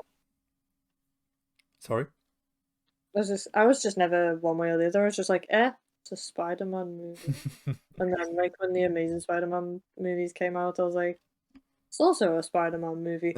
But I did have from Andrew Garfield, so that may have been partially why I watched them. But like I think if you rewatch them, they just wanted to put him and Emma Stone together and they ended up dating and I think they just were like, we're just gonna put you two together because you're really cute and let you say stuff to each other and literally that's what happened. yeah, like it was just a rom-com that happened to be Basically, Spider-Man. But it ends badly. yeah. But going back to the point of multiverses, like there's a reason why the comics keep rebooting, and I gotta imagine that the same thing's gonna happen, but in movie form, it's going to crumble so hard, and they're gonna end up rebooting. When my when my argument was you should have stopped after Endgame, waited 5 years, and cracked on again with a different story. Yeah. Or just have a different story, stop trying to connect everything up still. Yeah, standalone films like Joker. Oh, what a novel thought. Well, yeah, that was the thing though, wasn't it? Like, Marvel built up its universe by having standalone films, tying them together. But But, now like, it's like, they still worked as standalone films because the only way they tied them together was in the post-credit scenes. Because Iron Man 1, on its own, has nothing to do with the rest of it. Except for the part where, like, he gets approached by yeah. Nick Fury. But if you don't watch the post-credit scene, it has nothing to do with the standalone film on its own. But that's the thing now, because they've been going for so long and because there are so many characters and so many superheroes, if you have a standalone film, you'll be asking, oh, why aren't they there? So that's Yeah. something that you got to tackle now as well. Like, Mhm. this universe has gotten so big and so populated with superheroes, it would be odd to have a standalone film. So there's that to take into consideration as well. But this is when, I can't believe I'm saying this, but you got to do a DC and just make standalone films and make it clear that they're standalone. Like Joker. Completely separate. Definitely. Like, ugh. Or okay, like if you're gonna have a universe, maybe don't make it a multiverse situation because you're trying to reset characters then, and it's not working for you because And all of the having characters. cameos from different films from the past and tying them in, Yeah, it becomes a that's just. mess. I was like, also stop trying to make them canon. We were quite happy pretending they weren't canon and they were just stupid, dumb attempts at Spider-Man. Stop it.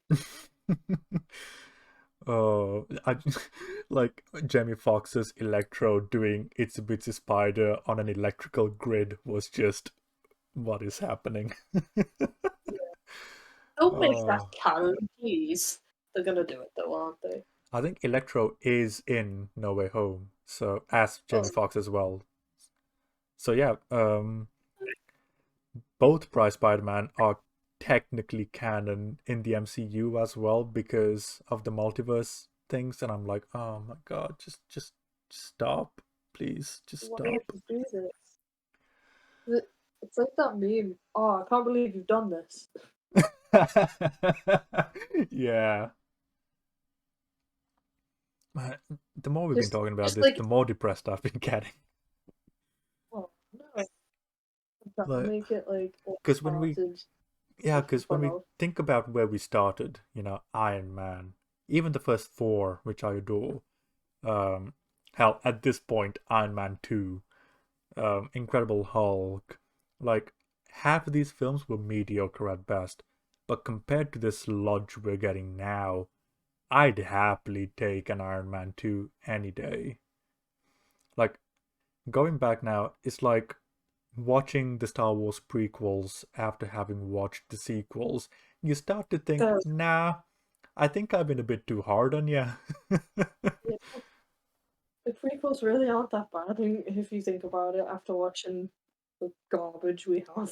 Like, I was actually telling a friend, like, I had we had no idea how good we had it with the prequels. Yeah. Like that was the standard of bad, and they somehow made it worse. Yeah. Oh, Oof. Here's hoping though that this is the worst of it and that it can hopefully, only get better, right? hopefully. I mean, I don't know. Like, is it gonna be salvageable after the multiverse situation happens? No. Unless they reboot it after that, because I think, I think it's I gonna be a think, hard reboot. That's the only thing that can make it yeah. somewhat So work. because the characters are getting murdered, like they're getting picked off one by one at this point. Like they're posthumously being desecrated writing wise. This is Yeah, like bad. literally, you got Wanda. Vision to an extent as well has been ruined. Vision, he's still kind of okay, but at the same time, To it's walk like they did a away, I lot think of he was like, damage. yeah, he was like, I'm out before you ruin me anymore. Bye. Like, I think so far, Vision is the only one that's still kind of intact. Because Wanda's destroyed, Black Falcon's destroyed, um, Winter Soldier's destroyed, Black Widow has been posthumously destroyed. And it's like, oh my god. It's Hawkeye is next. Hawkeye's neck. Oh my god, fuck. I feel so sorry for Jeremy Renner.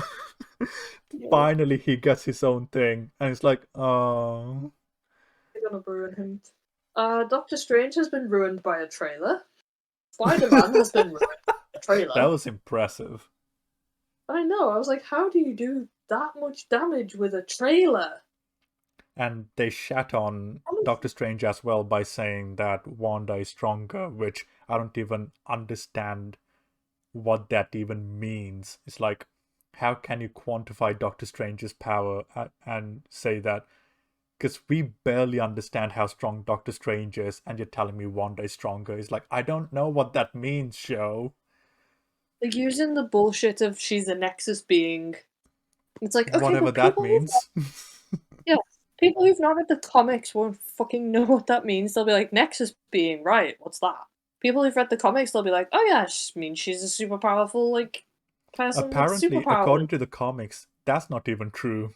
So they're just taking words from the comics at this point. Yeah, they're just like, Nexus being, that sounds powerful, let's do that. And it's just like, can they not just be equally powerful? Because then you kind of have like a chess match situation, and it's like, they have to try and maneuver around each other. Nah, That's but far that more requires interesting than one effort. of them. Yeah, it's like that's far more interesting than one of them just being like, I am superpowered. Are they saying that because it's like Doctor Strange is gonna lose, and that's how the multiverse is gonna happen? I don't know. I at this point I'm just like, oh, just at this point I'll be happy if they don't destroy a character. Yeah, and that's sad. At least with Oh, the Snyderverse, it's okay, at least it makes sense. If it makes sense, I'll be happy. With Marvel, I've gotten to a point of like, just try not to destroy a character too much. yeah, just leave them with their core intact at least, please. I've gotten to a point where Marvel has me lamenting DC. This is bad. If they ruin Thor, which they oh my god, I'm just thinking, how are they gonna ruin Thor? It's I not don't even know. if Endgame did a anymore. lot of damage to Thor, to be honest. Oh yeah, did Um, but then, yeah, fucking hell, I am dreading Love and it ruin Thunder. further? It's like I am legitimately shitting bricks when it comes to the next Thor film because I'm like, oh my god, like, Oh my god, is there anybody left? Hulk? No, I think they no. ruined him. It's like the best part about the Hulk they took away from him, so well, yay. They shafted Hulk so hard after Joss Whedon left, genuinely. I'm genuinely starting to think there's nobody left because also Captain Marvel, not that No, great. like she needs to be a character first. Yeah, there's just no threat towards her. She's just all powerful. So, and also, I'm starting to feel like that's what's going to happen with Wanda. She just, yeah, there's no threat to her because people can't fight her because she's so powerful. And Genuinely, also, you've got she's emotionally unstable and all powerful, which should make everybody go, "Holy shit, I'm terrified." And I think that's kind of why I was connected to WandaVision. Like, I keep referring to her as WandaVision. but it's I like that's the had an thing. emotional. You've got Captain Marvel and you've got Wanda who can go up against them. Like they can fight each other, but everyone else is going to be twiddling their thumbs in the side going, yeah, well, whoever wins is going to be our next overlord, so let's hope the lesser of two evils wins. Let's just get some popcorn and wait until one of them dies. Yeah. Yeah, see, I connected with Wanda because she's emotionally unstable. I have a personality disorder, which people refer to as being emotionally unstable. Yeah, fun phrasing. But like, see, prior to Oh no, WandaVision, no, there was something I'm not, fantastic about Wanda from a narrative standpoint. Like she was a human yeah, being. yeah, Because when no, you that's consider what the I'm saying. Like, tragedy. Oh, sorry, go on. I wasn't. I was saying like, I connected to her with that because it's like, holy shit. Part of me was like, I cannot even imagine how I would cope with any kind of superpower. I'd be fucked if I got slightly angry. I probably wouldn't be able to control it. And I'm just like, I like the idea of a person struggling with a mental disorder and superpowers because it's like that just makes for a really interesting conflict. But then you get WandaVision and it's like they kind of try and use grief and the fact that she's, you know, clearly mentally unstable as an excuse. And that makes me mad because there's no good. Anyway, I think that's really interesting how you gravitated towards her emotional state and uh like found her relatable in that sense because like I really loved Wanda from a narrative perspective because he's a character that's lost everything that you could possibly hope to lose, and she's Yeah. still fighting for good. I think, Mhm. wow, what a character, you know? And Yeah, then that's WandaVision why I comes like her. along. That's why I like her as a character, because she despite all this like pain and grief that she's gone through, and obviously it's caused trauma, which also can cause emotional instability sometimes. Even with all that, she's still fighting for good. Like, WandaVision Ah, should have been a swan song, but instead it ended up yes. being a decrepit corpse. Yeah. I mean, I just wish she'd had some realization, because at first it looked like she'd had realization of what she'd done, but she was still defending herself. She was still like, "No, no, no, I kept you safe." And then it's like you find out the horrifying truth of she kept people's children away from them. She made them stay awake. She made them not eat. It's like you essentially tortured an entire town. And you know what? There are no pets in town as well. Just Yeah, that saying. just makes me sad. No, but it was But you the know fact what? that she was, They'll never know what yeah, she did for them. yeah. And also, there was a theory that, like, why are there no children around? And it's like, she kept the children away from their parents. That's horrifying. But it's also like, did you notice, like, sometimes they'd be like, it's for the children, like the town meetings and stuff? Like, we're putting on a magic show for the children. And I'm now starting to think they were saying for the children so that she'd let them see their children. And I'm just like, oh my god, this just turns into a horror show. Anyway, I've just blown my own mind, so yeah.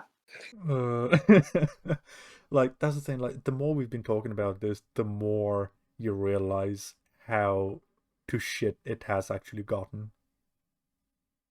Yeah. It's like I never got the line like they'll never know what you did for them, because they know what you did. They know that They you know very basically well. tortured them. Yeah, they spent, Intimately. I don't know how, I don't know even know how long she was in there for. It could have been a year. It could have been 2. We don't know. But Mm, like it- they were subjected to that for a very long time. So there has been massive psychological damage done to everybody, that you can't just be like, "Oh, you know what? I'm sorry. I was going through some stuff." It's like, "No, no. I'm sorry, Wanda. You're a terrorist. See, I would have You been have." partially okay with it. I wouldn't be wholly, but partially okay if she turned herself in. But she didn't. She ran Yeah. away. I thought she was gonna turn herself in. I thought she was gonna do something, because it was like, obviously, I've done some bad stuff. I need to fix everything, but she didn't. She just goes and hides in a cabin in the middle of nowhere. And then you've got all the fanboys going, "Oh my god, but look at that outfit! It's from the comics. Don't you think it was awesome?" And I'm here like, no, I actually like the Civil War costume more. Like, why does it? Why is she meditating in her costume? Your The guess fact is that as she good was as just mine. chilling there as well, I was like, it was meant to be like, oh my god, look how powerful she is. She's literally doing stuff while she's doing stuff, and I'm like, it's called multitasking. Look, Yes, it's called multitasking. Loads of people do it. You may be surprised. Oh, yeah, ah, I'm please quite just stop deflated. I'm being not gonna lie. Like, serious. like Trying to think of some jokes. considering where we started, I, I, j- I still can't believe that this is where we are at this point. Like, Marvel was the standard when it comes to comic book films. And, you got Fox doing their own thing, which is hit or miss. You got the occasional Deadpools and Logans alongside the piles of crap like Dark Phoenix and all that. Oh But at no, least they were I'm doing their own sad. thing. Deadpool's coming to MCU, isn't he? There's nothing Keep him out! confirmed, but there's. Keep him out. Keep him out. I don't want Deadpool in No, PG-13 no, world. leave him alone. Let him stay R-rated. Don't let him come in. He will never get back out again. Do not, because I will cry. I'm not kidding. Like, I'm very upset about Loki, but if they ruin Deadpool, that's it. I will cry. I'm gonna go into mourning for a week. I'll be like, don't talk to me. I need to grieve. We should watch the Wolverine trilogy one day. Oh my god, we should.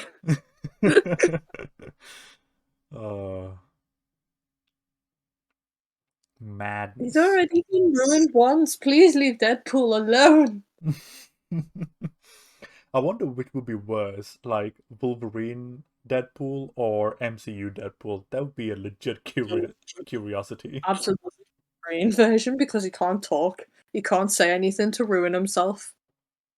I don't know. If they make might, him talk, like, I mean, they could make him really wholesome in the MCU and have him be very apologetic for all the people he killed. they could. They could just do a Loki with Deadpool. You never know. Right, but I don't want them to. He's not child friendly, so don't put him in a child friendly universe. It's not gonna work. Unless you're planning on beeping him out a lot. It's gonna be a lot of beeps. And also, especially if Ryan Reynolds is playing, I feel like Ryan Reynolds is just chaos in a person. Yeah. So. I still can't believe he owns a football club with a friend of his in Wales. That still blows my mind. It's crazy. uh, Still love that I first saw Ryan Reynolds in a rom-com. Yeah. The first time I saw him, he was playing Hannibal in Blade Trinity. I forgot he was in that. Yeah, and then The Proposal, Green Lantern. Oh, a surprisingly good film. I liked it. I quite enjoy The Proposal. Not Green Lantern. No. Green Lantern was a trip. Wow, that was just plain bad. Yeah. I mean, it was good for him because he met his wife, but you know. Yeah, something positive came out of that. Oh. Is there anything else you want to talk about when it comes to Marvel? Because we talked about the good days, we talked about the bad days. Like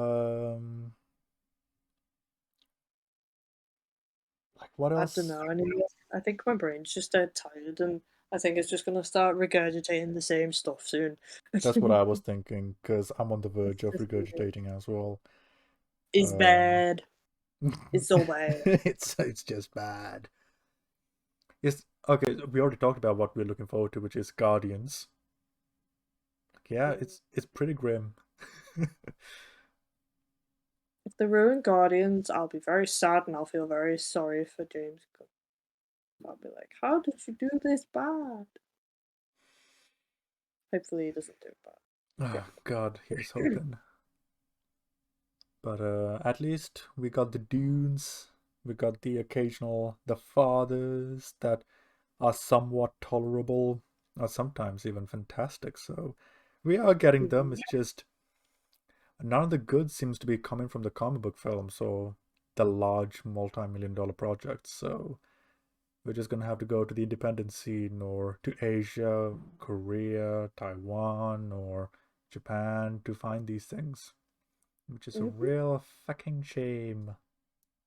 I mean, it's good because we get to watch more interesting stuff like Squid Game and Detention and stuff like that. But at the same time, you kind of lament that something that you spent 10 years growing up with is being decimated. Yeah.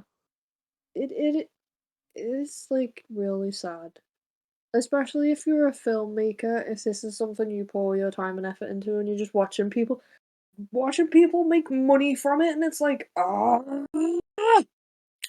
It's like legit talent are just barely able to feed themselves, and these hacks are getting multi-million-dollar projects. Yeah, I mean, it makes me. Yeah, it's like you are an absolute failure as a storyteller, and you are still making more money than I do. 2 weeks. and we're In just fact, I about think I'd have barely to, competent. yeah, I think I'd have to work about, I don't know, maybe 10 years to even make a tiny fraction of what people make off of Marvel films. God, like when you think about the money that some of the people are getting, like ScarJo allegedly is supposed to be getting 70 million for a film. I'm like, what? Just give me one of that and I'll be set for life. Just one of that Yeah, 70 million. just have one and I'll just use it. And yeah, I'll Oh my probably. god. Mm. It's ludicrous. It's it's sucky. It's like you're not even doing your job well and you're getting overpaid for it.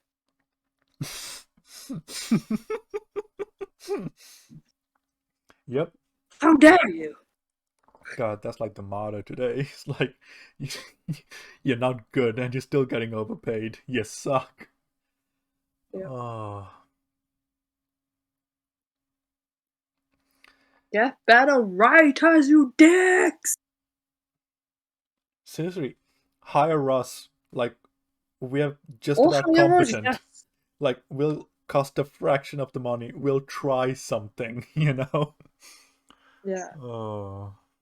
In fact, we know how to budget, bitch. Well, one of us still is a student, but we were students and we know that we don't have the money to do all these mad things, but we still made our film good. Man. But yeah, I feel like I've gotten that out of my system. It only took about 2 hours, but I needed that. Now I can just put Marvel to bed and never think about it again. Yeah.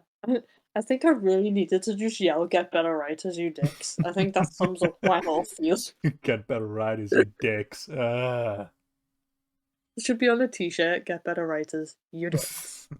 Well, in about 5 years' time, for if we get a Teespring deal, why the fuck not? Yeah, sure. Oh, yeah, I'm done. That's the end of it. That's the conclusion. Get better writers, you dicks. Hmm. Fun to say. Until such a time, we'll just be doing our own thing over here, and hopefully one day we'll get a good comic book film again. I'm looking Maybe forward to DC that have. day.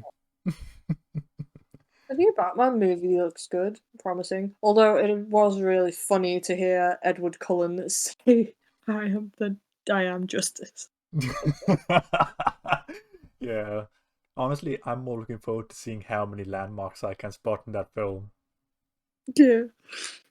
But yeah, Oh, God, I hope the Batman film is good. me too. I mean, it looks good, but then I mean, so did the can, Snyderverse. yeah, it can look good and it can still be an absolute shit show. Absolutely. Right, I'm tuckered out, talking about how far Marvel has fallen. Is there anything you want to say before we finish things off? Nope, I'm done. Cool. Well, if we get the hankering, we'll just do a part two someday. Yeah. Or we But could always just talk off camera because it's perfectly fine. We don't have to rant at everybody all the time. yeah, It does feel good to get it out there because it's like, ta-da! At least we put our opinions out there. yeah, yeah, true. We tried.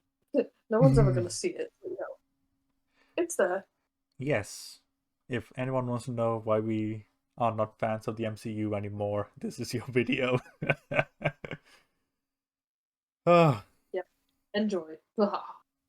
so I suppose with all of that out of the way, there's only one thing left to say, and that is thank you, anyone who has been watching up until this point. You have been an absolute delight putting up with us so far, and we hope to see you again next time. So take care and goodbye. Goodbye now.